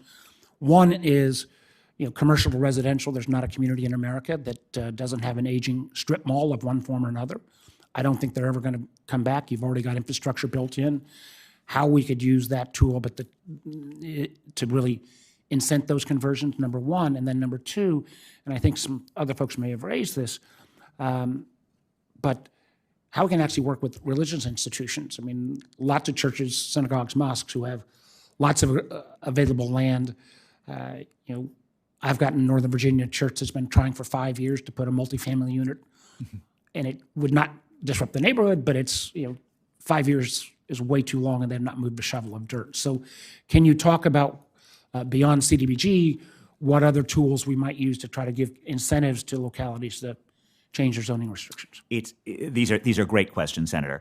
And let me just join with you in a profound desire to see those single-use zoning rules that were imposed throughout America starting in the 1920s, see them repealed back. Now, they have to be repealed back at the local level, not at the federal level. But this is a tremendous curse, and it's a curse for cities that are trying to reinvent themselves post-COVID, especially those cities that have huge individual office markets. It's a curse for suburban areas that have strip malls that were once the cutting edge of retail and are now not there anymore. So I think thinking about this is great.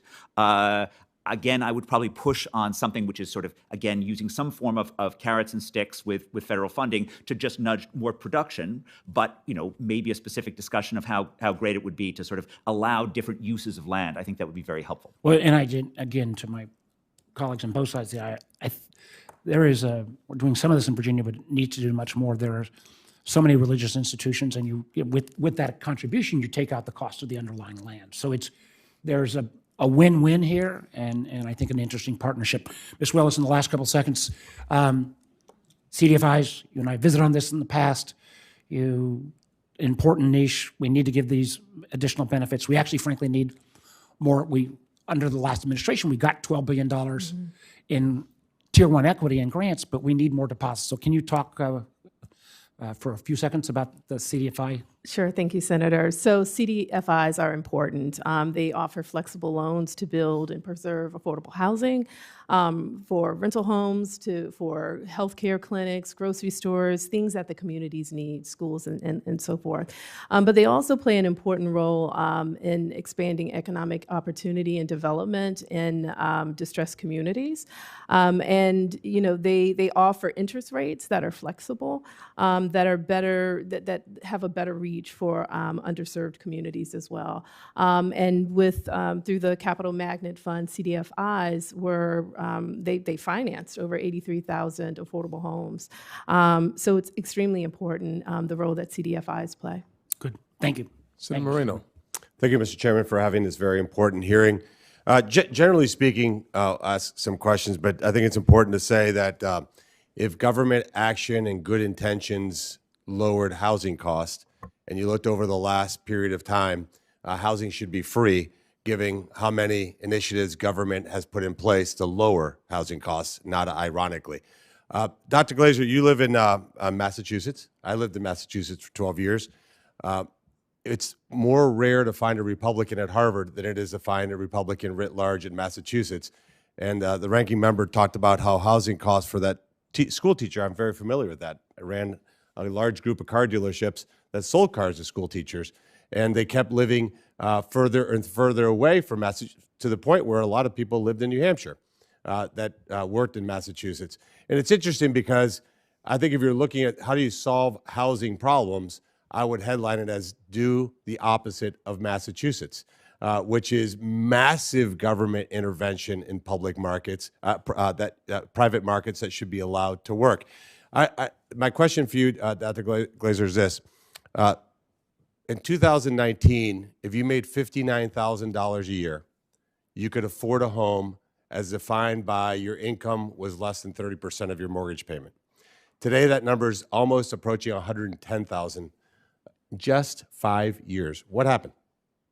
Well, thank you for your question. Thank you for your care on this topic. I want to just first respond to your comment on Massachusetts land use regulations, which is I have long thought it's deeply ironic that red state Texas does such a better job of providing affordable housing for ordinary people than blue state Massachusetts does. And I think it is exactly the issue of local land use regulation, all of which is very well intentioned, all of which had consequences that were deeply harmful for ordinary people trying to buy homes. The change in affordability reflects two things, right? It reflects both the price of housing and the mortgage rates. And I'm not a banking or a macroeconomist. I study housing markets. I study cities and other places. So I'm not going to run down the litany of mistakes that my macroeconomist colleagues think that got us into the point where mortgage rates are currently what they are. That's not my business. But that is a big part of it. The other part of it that I am happy to talk about is the fact that housing is so much more expensive than it should be. And I think this is an issue in which it used to be about coastal areas. And now it is increasingly in Sunbelt cities where the inner ring areas have made it harder and harder to build. And you used to see patterns in places like Atlanta where we built much more in the pricier parts of Atlanta in the 1970s and 1980s. Now we don't. Now we build in the lower density areas that are away from things. And so I think this is no longer just a Massachusetts issue. And that's in some sense what scares me about it, is the places that were the escape valves for affordable housing in the U.S., the Houstons, the Atlantas, the Miamis, they're not turning into escape valves anymore. And that just scares me. And that's why I think having some national discussion, having some, even if it is largely symbolic, is just really important to recognize that we're going in the wrong direction as a country if we want to be a place where outsiders can come and forge a brighter future. Yeah, I mean, when you see an 80% increase in an income requirement over a 5-year period of time to afford a home, you got to look at it and say, what happened during that 4 or 5 year period?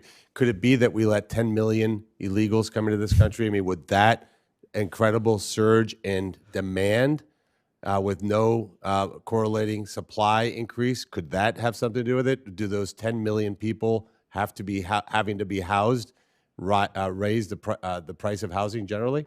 So again, I'm not an expert on immigration policy in any way. But supply and demand 101. I assume that's a criteria for becoming a Harvard professor. Indeed. I think I'm just going to repeat what I said in my original testimony, which is we know things are a demand problem when you see quantities and prices both up. You know things are a supply problem when you see prices up and quantities down. What we have seen in the U.S. over the last 15 years is prices are way up and building quantities are way down. And that is why I think it is crucial, like the one fact to take away from this is a supply problem. It is fundamentally not about housing demand. Well, again, 10 million people that need to be housed is a problem.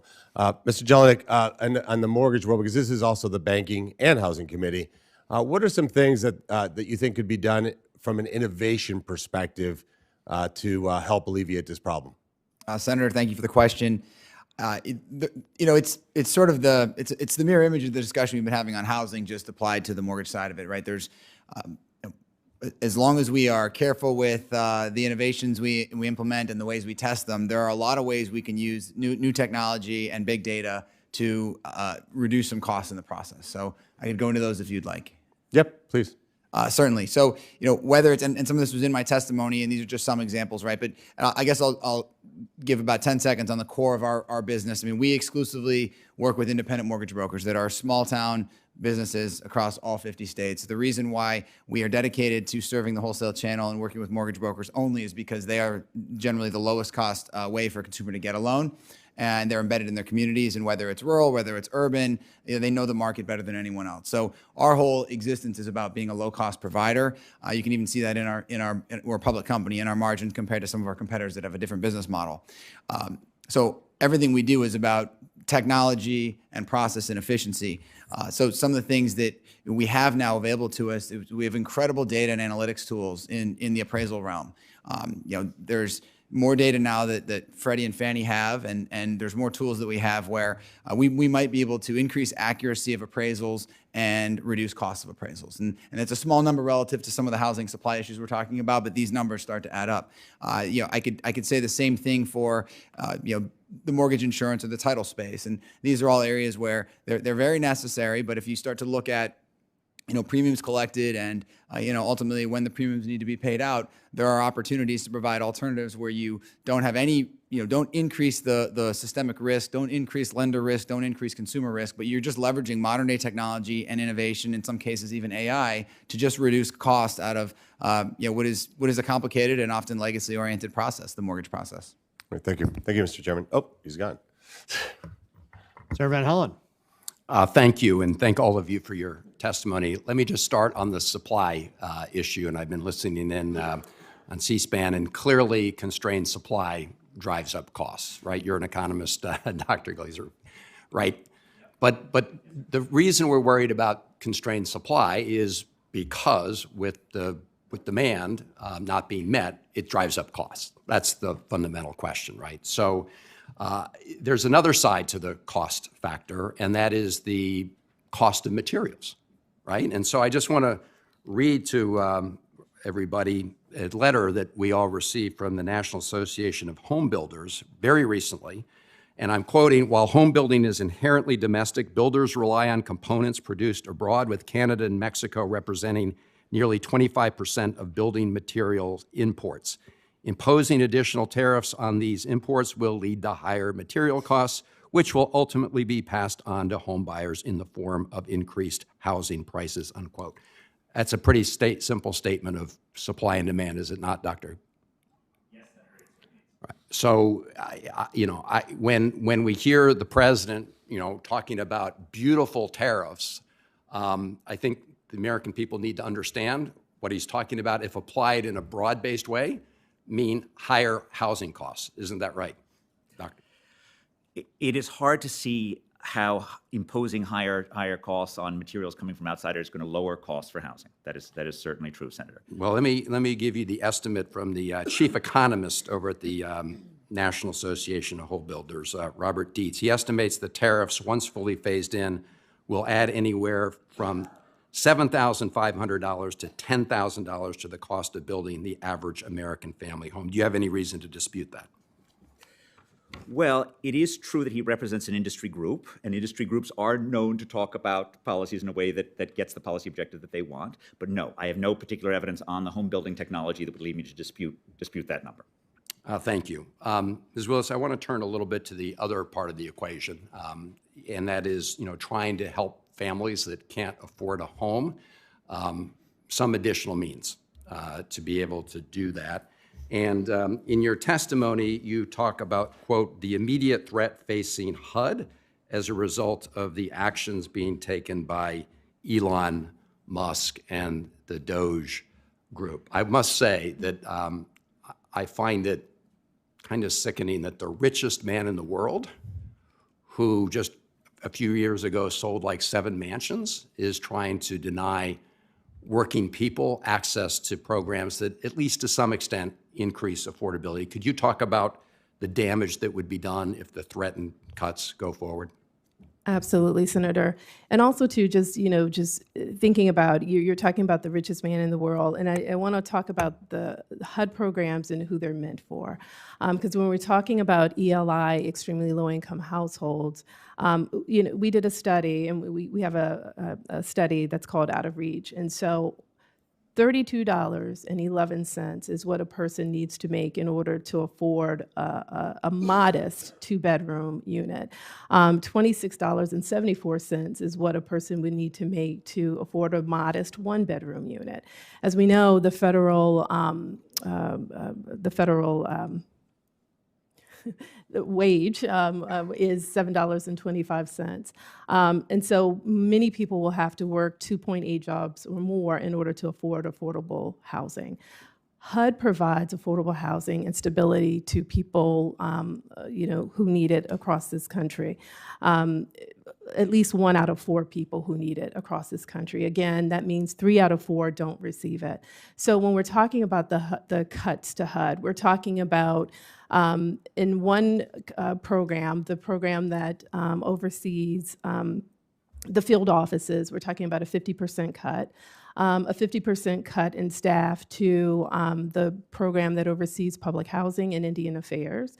We're talking about an 84% cut to the office that oversees CDBG, block grants, the Housing Trust Fund, you name it. So we're talking about an 84% cut there, and a 76% cut to the program that does the research, so that figures out the market rates and the rents that are to be paid to landlords. So how can these programs function if you're cutting these programs?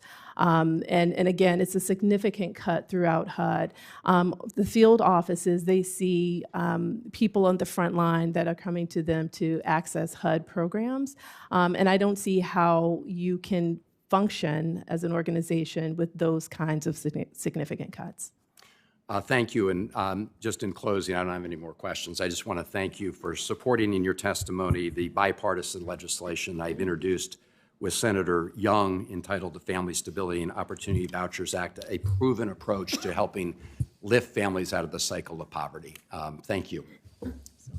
Senator Tillis. Thank you, Mr. Chairman. Thank you all for being here.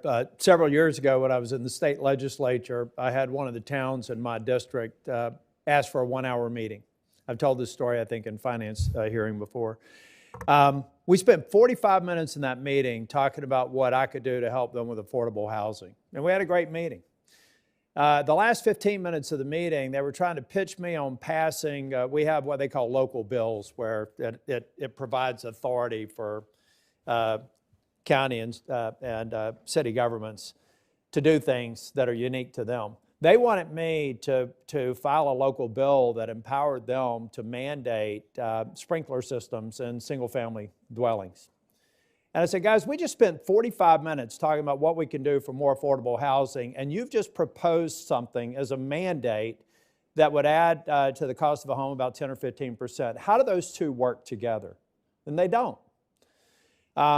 North Carolina, I think, is tied or close to Idaho, or tied with Idaho, for having the most number of residential construction permits authorized per 1,000 people at 9.12 a year. And yet, over the next 5 years, we're going to have about 800,000 unit shortfall, almost evenly divided between rental and for sale units. One of the things I didn't accomplish when I was Speaker of the House that I hope we get to accomplish up here is that the scarce dollars for affordable housing resources only go to the state and local governments that are regulating efficiently and responsibly. Why would Dr. Glaeser, I've got a question for you. What is wrong with this idea that says that we index states and local governments based on regulatory execution, cost to permit and time to permit?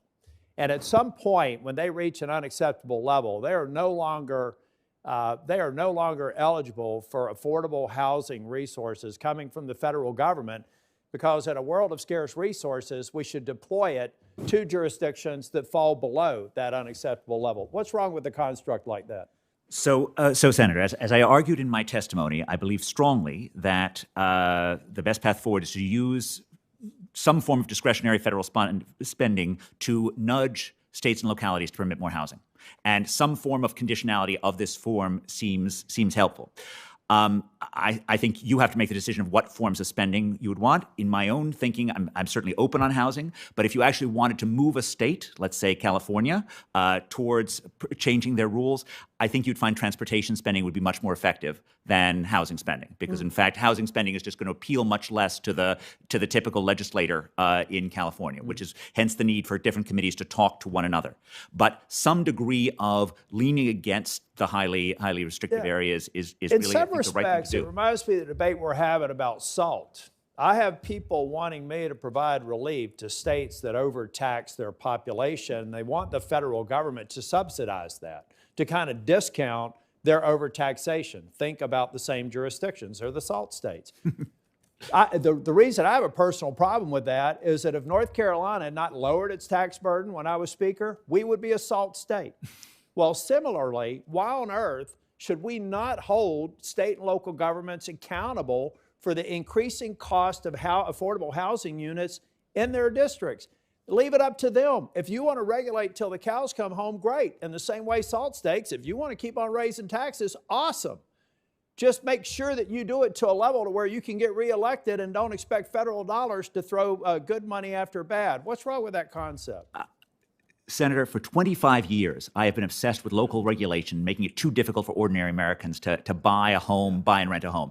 I am thrilled that the members of this committee are actually taking this seriously and actually thinking about having federal policies that could meaningfully lean against this. I will give one caveat, if I may. Like, it's got to be based on the production of units. Got it. Don't make it based on the rules, because they can monkey with the rules any way you want. Got it. That's why I want to finish with a question of Ms. Willis. And because I like the idea of Tillis asking Willis, too. But Ms. Willis, why shouldn't reducing, or is, let me position it a different way. Does your coalition focus on unnecessary regulatory requirements as to the extent that you could measure them in areas that you're focused on, as a key priority for your organization to make sure that we can produce more affordable housing? Do you do that today, and how do you react to what I've just asked Mr. Glaeser? And then I'm done after that, Mr. Chair. Thank you, Senator. Until Willis sounds like a great television show. But I will say that we focus on, because we do see the affordable housing crisis as being two-pronged. So it's on the supply side that we don't have enough affordable housing that we talked about today. But it's also on the demand side, because incomes, there's a gap between incomes and rent. And so I do see that the federal government can assist in making sure that, in making investments in rental assistance to people who need it. Because again, only 1 out of 4 receive it, but we should have universal rental assistance. That's a fair and that's point. What we, but that's what we I'm focus telling on. you, it would be helpful for people who are advocating for housing to understand that this is an impediment. This is a driver behind some of the assistance that people need, because we are needlessly increasing the cost, creating a greater gap. People that grew up in the same trailer park as I did need help, get it. But let's figure out how to make that trailer park and those apartments more affordable. Thank you, Mr. Chair. Yes, sir. Senator Cortez Masto. Thank you.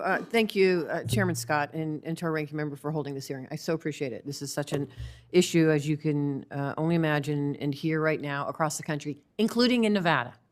So I thank you, the panelists, for your candor and not taking the bait sometimes when some of my colleagues try to bait you into some conversations.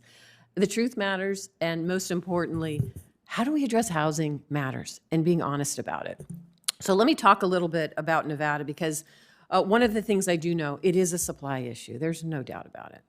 We have to address the supply. But we also have to address the affordability.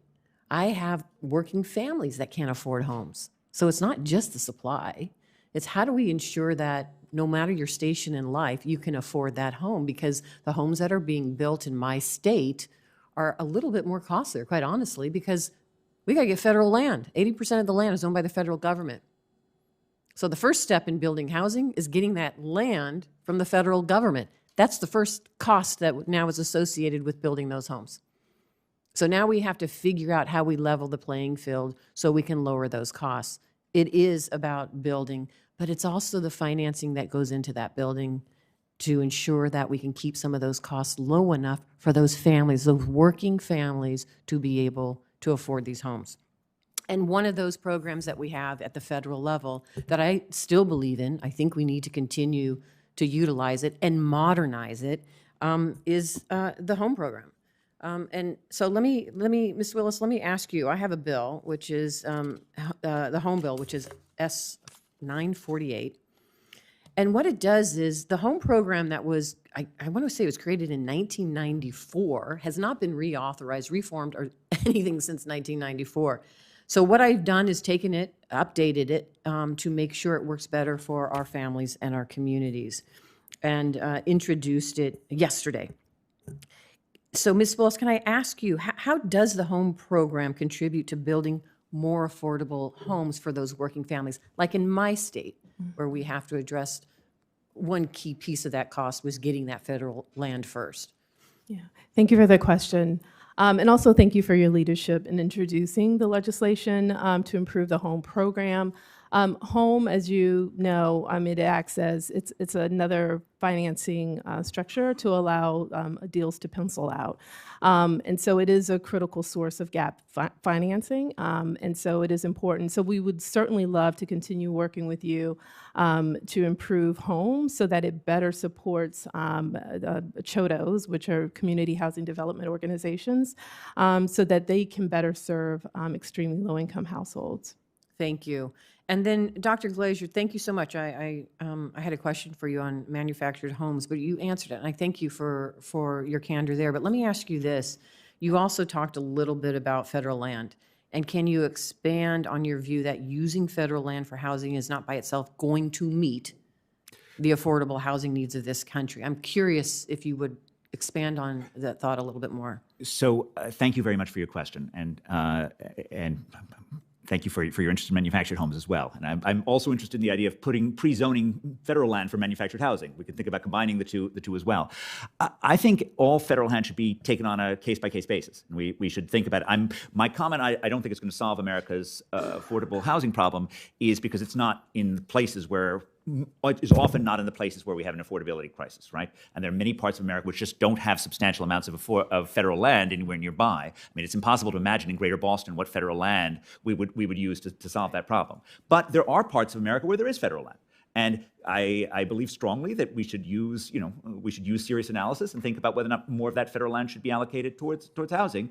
I will just say, if we do allocate it towards housing, let's figure out a way to get as much housing on it as possible. And I think things like large-scale manufactured housing is one way of doing that. Thank you, Senator. I couldn't agree more, and that's why a piece of legislation that I have introduced in another committee is a Lands Management Act. Clark County particularly focuses on how we get more of that federal land for our use for economic development, but also for housing.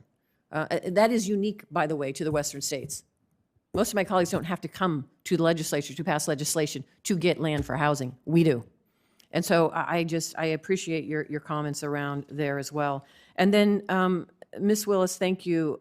One final thing, and let me just stress the Federal Home Loan Banks. I think there's a role for them to play.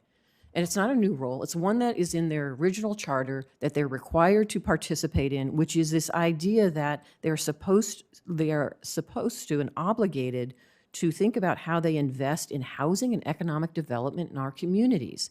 And Ms. Willis, do you think Federal Home Loan Banks can do more to support housing? Sure, yes. I would say that we need every use of every resource available to address the affordable housing crisis and homelessness crisis. And I really do applaud you for looking at common sense ways to do that and to increase those resources.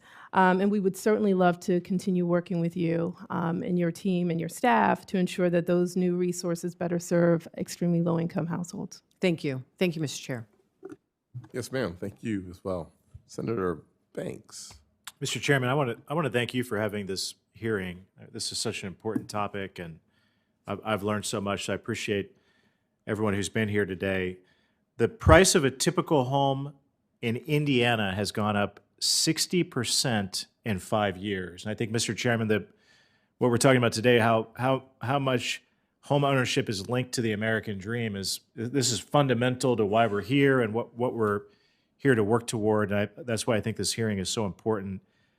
Dr. Glaeser, you've studied and written papers on the differences between building a home and buying an existing home. And I wonder if you can unpack some of your findings. What does it mean for the future of the American dream when as that gap between the two changes? What did it used to be? What is it now? Maybe I'm not making enough sense, but there's a divide there that's changing rapidly, and I wonder what that means. Thank you, Senator. That's a wonderful question. It gives me a chance to sort of talk a little bit about some of the basic evidence about how we know how powerful zoning is.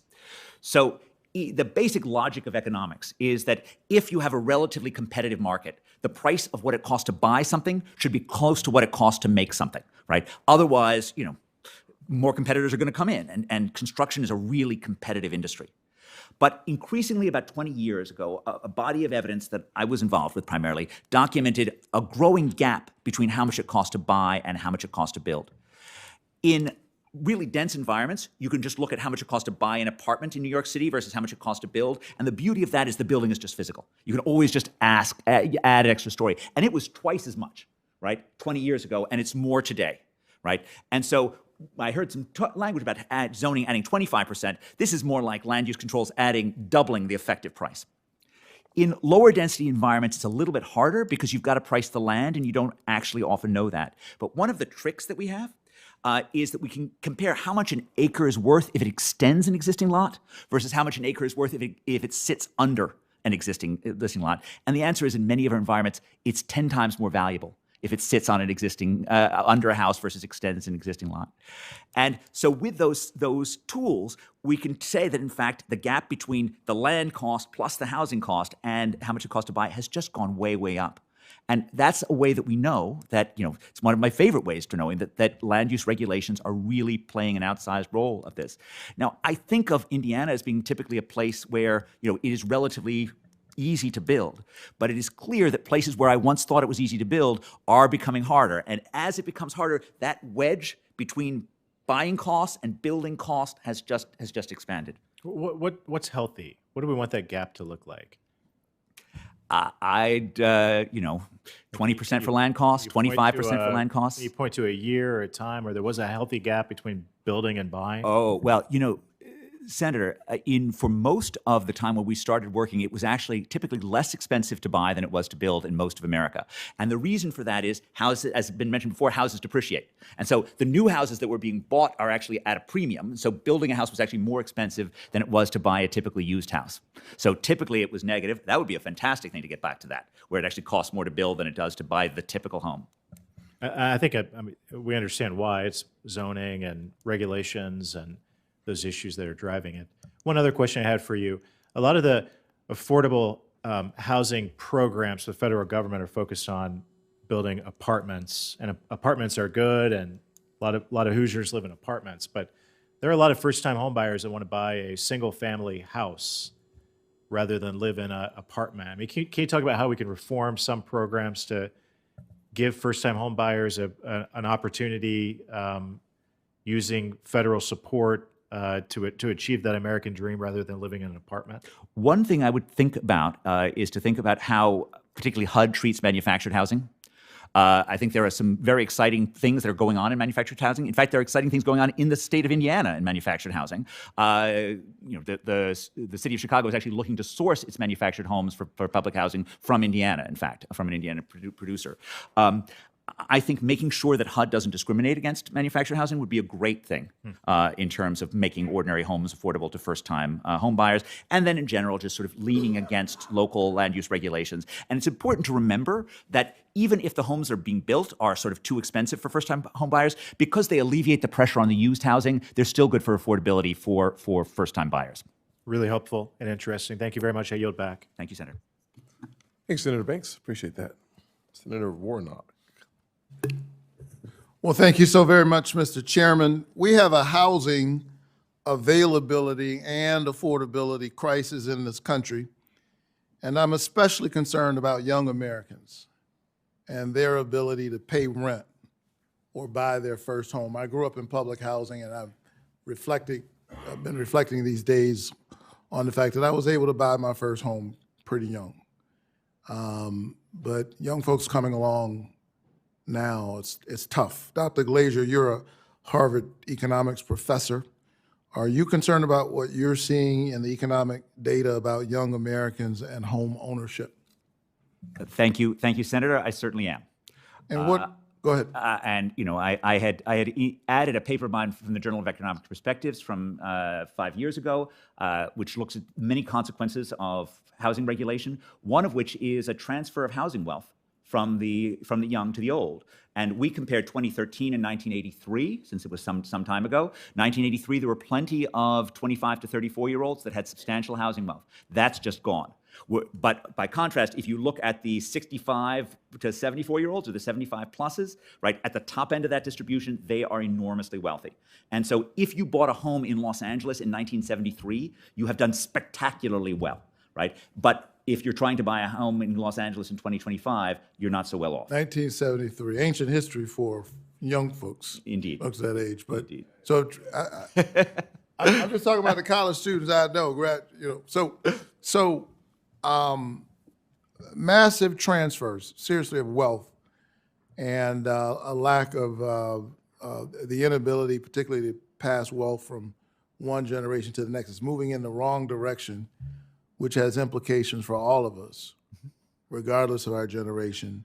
This is a big problem that will require big solutions. And last year, we actually saw the largest increase in rental costs in a decade, while the share of first-time home buyers reached an all-time low. So tough pickings, whether you're a renter or looking to rent or buy. Georgia has the lowest home ownership rate in the entire Southeast. Ms. Willis, what are the consequences of high rental costs and lack of affordable housing on upward mobility and the broader economy? Thank you, Senator. I think on an individual level, when people with low incomes can't afford housing, they're forced to make impossible trade-offs.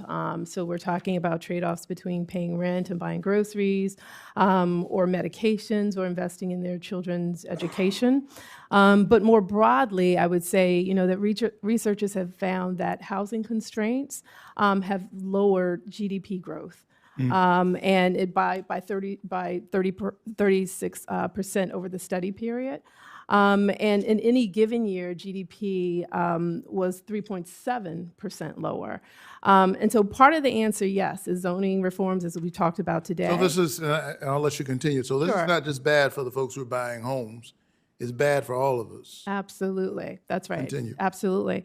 And, and again, zoning reforms are important. We talked about that a bit here today. But it needs to address the market failures that impacts households with the lowest incomes. And so because the market cannot by itself serve these households without federal investments. What are young people or folks who are just trying to buy their first home, first-time home buyers, what do they cite most often as the biggest barrier? 2 words: down payment costs. Down payment costs, absolutely. So I know that to be the case, and that's why I introduced the Rent Relief Act and the Down Payment Towards Equity Act with some of my colleagues. I think these are important bills that address the affordability issue around and the accessibility issue around housing, because when the private market fails to address our housing crisis, the government must help with smart investments.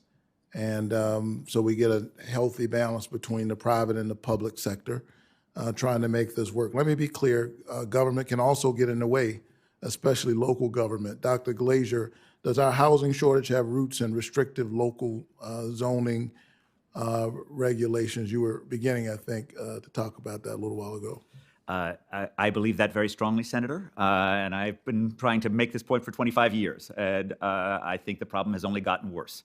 And yes, the problem is fundamentally localities saying no to adding density, to adding homes, and they're fundamentally saying no to the American dream. Thank you so much. This restrictive zoning, often a legacy of Jim Crow era racism, let's be clear, is still a persistent problem, and it's a problem even in blue cities under Democratic leadership. And that's why I agree with the chairman and many of my Republican friends across the aisle that we've got to solve our housing crisis. And this will absolutely require regulatory right sizing. We'll never make a dent in our housing shortage.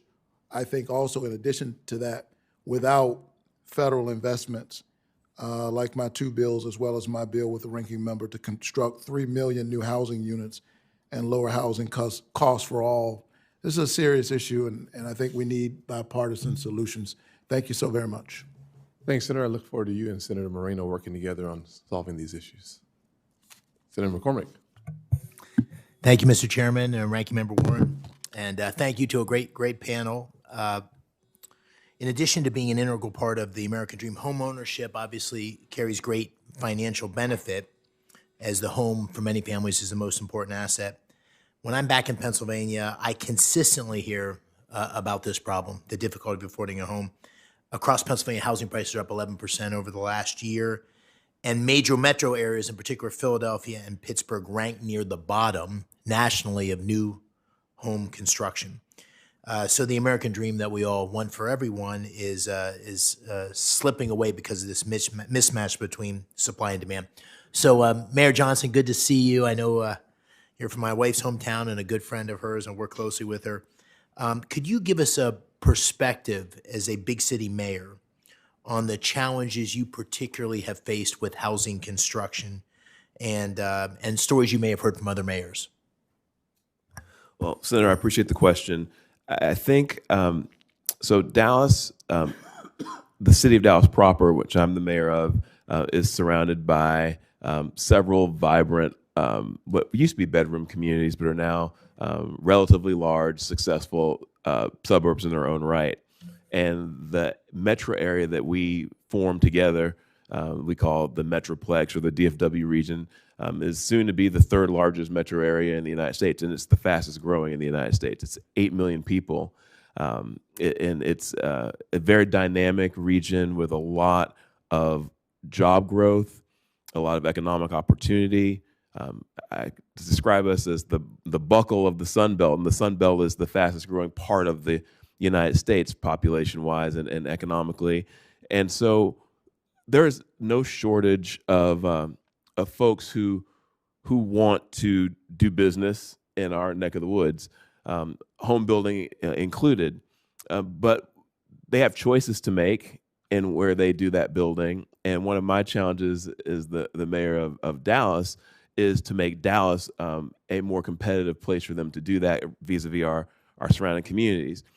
One of the most common things I hear from folks who are in that line of work about why not Dallas and why someplace else is the permitting process and how cumbersome it can be to navigate that process. And so that is why I've been so focused on that while I've been mayor. But your question, I think, highlights something that I really want to emphasize for this committee, and I alluded to it before about how this has to come to Congress in my mind, and it has to be on y'all's minds if we're going to address it for your constituents, whoever those may be, is that this is a national competition for the same people, and the problem just moves around the country. Yeah. It just moves around. We benefit from being, for being more affordable, so to speak, than California, but Oklahoma City benefits from being more affordable than Dallas, and just kind of keep pushing it around.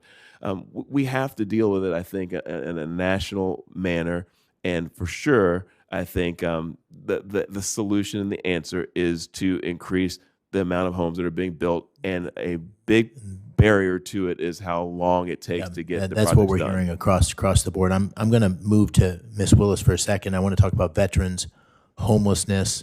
I know, Mayor, you've had success in Dallas with that. I wondered if you could just comment on the collaboration you've seen between the VA and HUD on this, and what the national trends you're seeing on veterans homelessness. Sure. Thank you for the question. I would say that, homelessness, there's documented studies in terms of with Housing First, with making sure that homeless veterans are housed. And so there's a study that at least the success rate is over 50%. And so there's... Is it getting better? Yeah, it's just certainly getting better, because as you probably know, that there are on any given night over 770,000 people who are living on the streets every night. But in terms of veterans homelessness, the trend is that it's being solved and getting better, but we certainly do want to see more. Good, thank you. And Dr. Glaeser, I want to get your big brain into this for a second, which is just if you look current course, for this committee to think about without a change in the overall posture of policymakers, what would you think housing prices are going to do in the next 5 years? So I'm going to dodge that one, Senator, just to be honest, because, corrections are always possible, and I don't want to be on the record for the next 5. Let me say, if we do nothing... Oh, you should learn to hedge. I mean, we all know how to do that. Come on. Give me a longer time horizon, Senator, and I see no reason why we're going to correct course in any way. right? So give me 10 years, give me 15 years so we can get past whatever housing cycle might emerge in the next 5 years. It feels to me like it is in America in which more and more of this country is closed off to opportunity, is closed off to people finding a future. You know, when I was a kid, I read this book called The Rise and Decline of Nations by Manker Olson. And it was a book about how stable societies get captured by insiders and make it impossible for outsiders to find a fortune. When I read this coming off of Reagan's America, that didn't feel like my America then. It feels more and more like America now. And that's why I think it is so important for your committee to make sure that an America of opportunity continues everywhere. We'll end on Manker Olson. Thank you. Thank you. Senator Blunt Rochester. Thank you, Chairman, Chairman Scott and Ranking Member Warren for this really thoughtful hearing on housing. Thank you to the panel for all of your testimony. I think it's abundantly clear when you just listen to every member here, every senator, that we all recognize that we have a housing crisis in this country. And I hope, Mr. Mayor, this provides some hope to you that we recognize we're in this together. Buying a home has never been more expensive. There are Delawareans right now who have worked to get a down payment, but for a new home, it could cost them $500,000 just to put down, you know, to be able to afford a house. And so we know that this is a challenge. And I think about building generational wealth. I think about workforce housing. We have doctors and nurses and firefighters who can't afford housing. I think about the root causes of those who are unhoused and how we tackle this, and whether it's our veterans, our seniors, or young people. This is literally affecting everybody in this country. And so, Dr. Glaeser, I wanted to ask my first question of you as the nation's most preeminent scholar on housing, land use, and the economy. Could you talk to us a little bit about, in your research, you mentioned restrictive land use policies have created an imbalance of supply and demand. And I've focused a lot on zoning reform and cutting regulatory barriers and cutting red tape in the House and now in the Senate. But could you talk a little bit about the overall economic impact of a lack of housing supply and why everybody, whether you're a small business or a family, should care? Thank you very much, Senator, for your question. Thank you for your leadership in this topic, in this area. This is a national problem, as I mentioned in my testimony, as was mentioned by Ms. Willis. Our nation is poorer as a result of this, right? Because we move to places where it's possible to build rather than places in which people would necessarily want to live.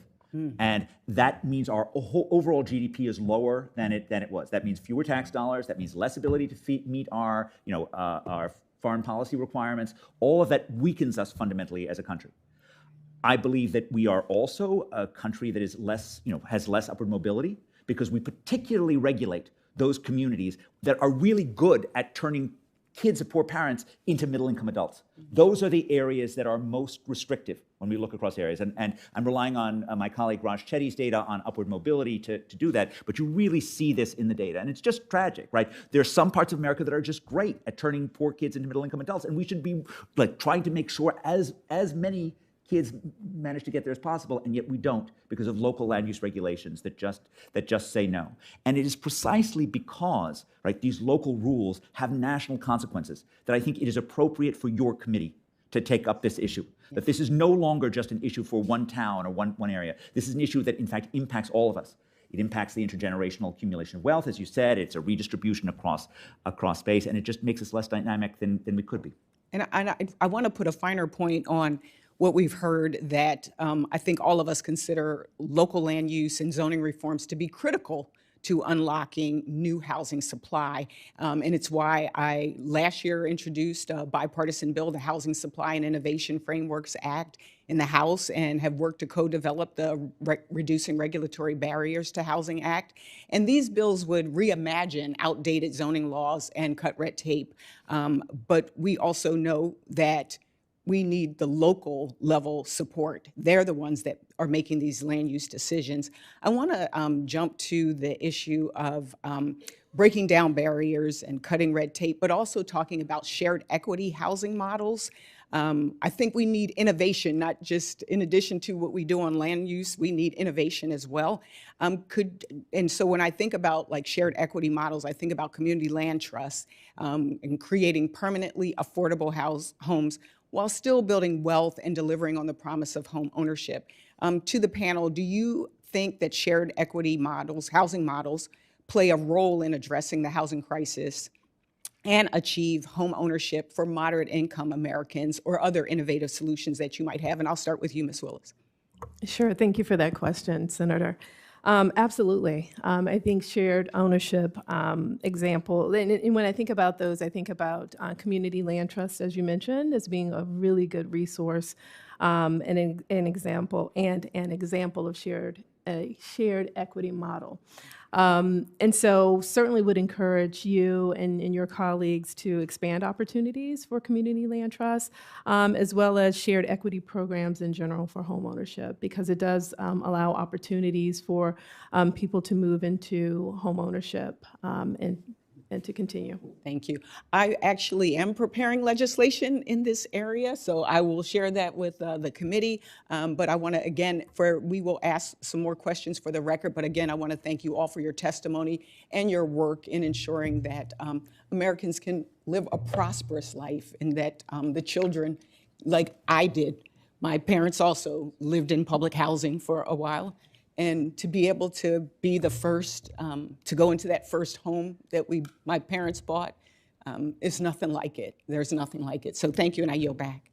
Thank you. Senator Blunt Rochester has been here the entire hearing, and I thank you for your patience. It took a while to get to you, but truly appreciate your willingness to stick around on such an important topic that many of us have shared experiences that hopefully lead to shared solutions as well. Senator Also Brooks. Thanks so much, Mr. Chair, Ranking Member Warren, and to this committee, thank you so much to the panelists for being here today. We all recognize, and I know it's been said several times today, that home ownership is a key feature to building wealth in our country. And when I think about this subject, I think about my parents. My mother, who spent her 50 years as a receptionist, my father, who was a car salesman. They married at 21 and 22. And at that time, within 5 years of their marriage, they could afford to buy a home. That is no longer the case. It's no longer the expectation for my own daughter, who's 19. So I've spent the last several years, I was county executive, really focused on expanding home ownership, working to really leverage private sector dollars with public sector dollars. We were able to build or preserve about 5,000 units in about a 3-year period. And so I wonder, the first question for Dr. Glaeser, I wonder if you can speak to the need to really better allocate private capital into projects that promote home construction and ownership. Thank you, Senator. I also have a 19-year-old daughter, and so your comment about that made me just feel how much I agreed with your sentiment about how utterly implausible a home within 7 years would be for her. I think it's fundamentally, when housing worked, private capital went to provide housing where demand was highest. And you certainly see this in the data. You see this in the 50s, 60s, and 70s, both across metropolitan areas and within metropolitan areas, that we built housing in places where demand was higher, where prices were higher, and that building process helped those prices come down. That building process took care of demand. That really ceased. And you see that in my Exhibit 3, that the places that are expensive, right, don't build a lot. The places that build a lot aren't expensive. And that's because the regulatory differences across space are determining where private capital is going, not the demand, not the economic core of what makes one place more valuable than the other, not the sort of fundamental need for opportunity in one place. And so these local regulations are shaping our country. They're shaping where private capital goes. They're shaping where we get new homes. They're shaping where we get new businesses. And they're all being decided at a hyper-local level, which, I love federalism in lots of different ways. I love individual choice, but none of these local town councils or whichever your community is making a decision saying what would be best for America in terms of what I'm doing. And that's, again, why I think it is so valuable that your committee is taking up this topic, that we sort of need a national voice on this. Thank you. Just another question. You made a statement, and you said that America's housing crisis, Dr. Glaeser, was a deep self-inflicted wound. And I'm concerned, because we've heard a lot about tariffs recently, and I introduced some legislation to actually produce some data just to give us an idea about how it will increase or how it will impact cost of home building, which I think can further exacerbate the supply shortage that we see and keep the prices high. So I just wonder what impacts you believe President Trump's proposed tariffs will have on imported materials and how it will affect the cost of home building in the United States. For 250 years, economists have generally thought that tariffs impose costs on consumers. That is certainly true. And this is I am not going to weigh in on whatever the complicated foreign policy dance that's going on that I don't understand, quite frankly, and I'm not going to do so. And so I'm not going to second guess that. But certainly if tariffs stay high, they're going to impose costs, and we're going to be able to see that over time. Thank you. Just a final question for our mayor here. I know that in fiscal 2024, both the city of Baltimore as well as your city of Dallas received over $30 million in total federal support from HUD. And that includes the funding allocated through the HOME program, which I know we've heard a lot about today. I'm a co-sponsor of the legislation before this committee that would reauthorize and strengthen it. But would you just talk about the impact to Dallas communities if the funding for HUD programs is significantly reduced or eliminated? Yeah, thank you for the question. A similar question was asked earlier, and I'll give you a similar answer because it's the truth. The specific impact, I don't have the data in front of me to tell you, what that has been, but I will tell you, as far as the whole array of federal programs related to housing, aimed at the lower income end of the spectrum, even before I became the mayor, but certainly in the past 6 years, I do see that there is a value to these programs. I do see that they do create some increase year over year in the available housing stock aimed at that end of the income spectrum. My reason for really, really wanting to participate in today's discussion, and what I will tell you, is that I believe that that amount, even in a good year, is in the 3,000 to 5,000 unit range or something like that. And what we really need to be looking at are things that are going to substantially increase the amount of housing that's available throughout the city of Dallas across income levels. And again, I'm talking about creating enough housing where it relieves pressure for everyone, from the young professional, your daughter, when she wants to move to Dallas and stop renting an apartment and become a homeowner, and to the folks who are currently living in a far-flung suburb who work in Dallas. Maybe they're a barista at a Starbucks, but with what they're making, they have to live very, very far away. Workforce housing, things like that. I feel like we have to force ourselves to get out of this box of only thinking about housing affordability in terms of these federal programs and how much more money we can put into these and how many more people we can serve with those, and start thinking about how to have wholesale movements along the supply curve and the amount of housing that we're producing. And I don't think there's a source other than the private sector to do it. I mean, I would tell you, if I really believed that the government could do it, I would say it, but I don't think they can. Thank you so much. Thank you, Mr. Chair. Thank you, Senator Gallego. Thank you, Mr. Chair. Ms. Willis, Arizona experienced significant population growth in recent years, which, as you know, brings unique housing challenges. Despite being the 5th largest city in the U.S., Phoenix receives about 7,400 vouchers, far fewer than Philadelphia, the 6th largest city, which receives over 22,000 vouchers. This is why I introduced the Housing Voucher Fairness Act to allocate additional housing choice vouchers in our fastest growing cities, which assist families in affordable rental housing. Can you talk about the unique challenges that fast growing cities face and solutions that you have seen actually work?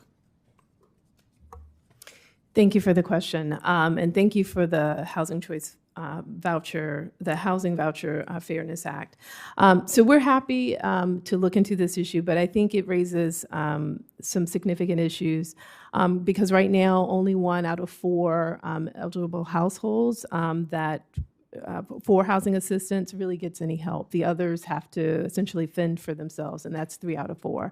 And Congress certainly should be working to ensure that rental assistance is available universally to all eligible households. Well, thank you. And one of the things that we discovered, the reason why there is a disparity is that the housing voucher allocation is based off the 2000 census. So if you're fast-growing cities like Houston, Dallas, Las Vegas, you're actually going to be disproportionately penalized for having good policies and growing versus some of these older cities that are essentially, atrophying, but yet we're being punished. So even an update just on using the most recent census would actually be more accurate. And I hope that we'll be working on that legislation too. And I hope my colleagues will help join us there. Sure. And if I can just add to that too, and I think it is important, you mentioned data, in terms of the data that HUD collects, because we certainly do, again, going back to wanting to protect those programs and the staff at HUD, because 76% in the office in HUD is being threatened to cut that's the staff there.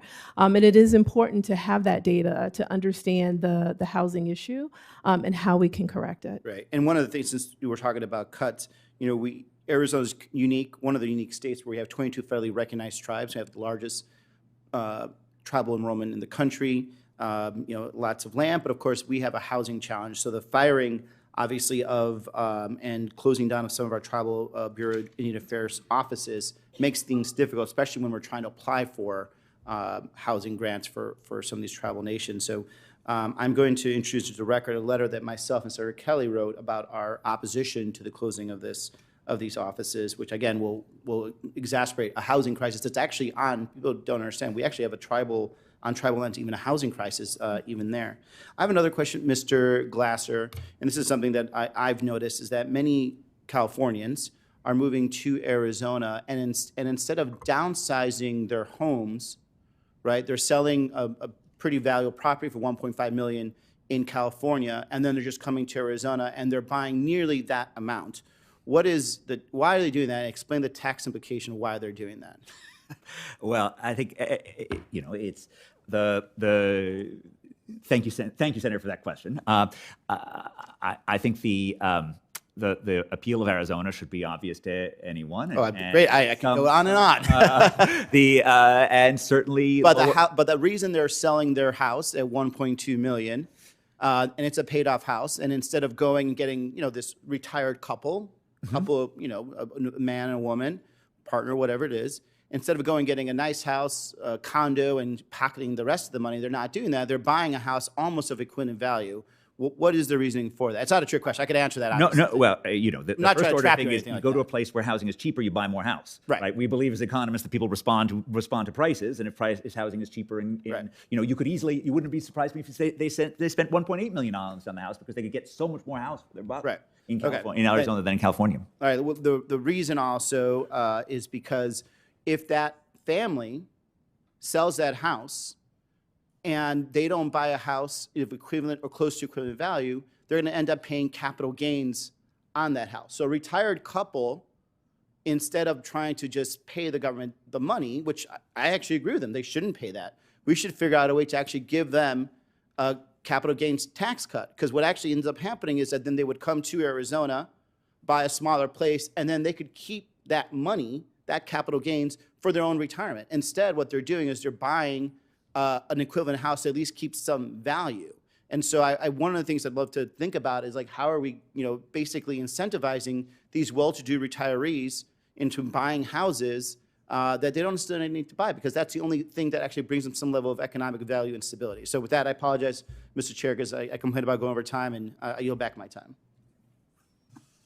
Sounds like an opportunity for us to work together. The TCJA relates to increasing the amount of money that you don't have to pay capital gains on once you sell your house after 2 years. So look forward to that.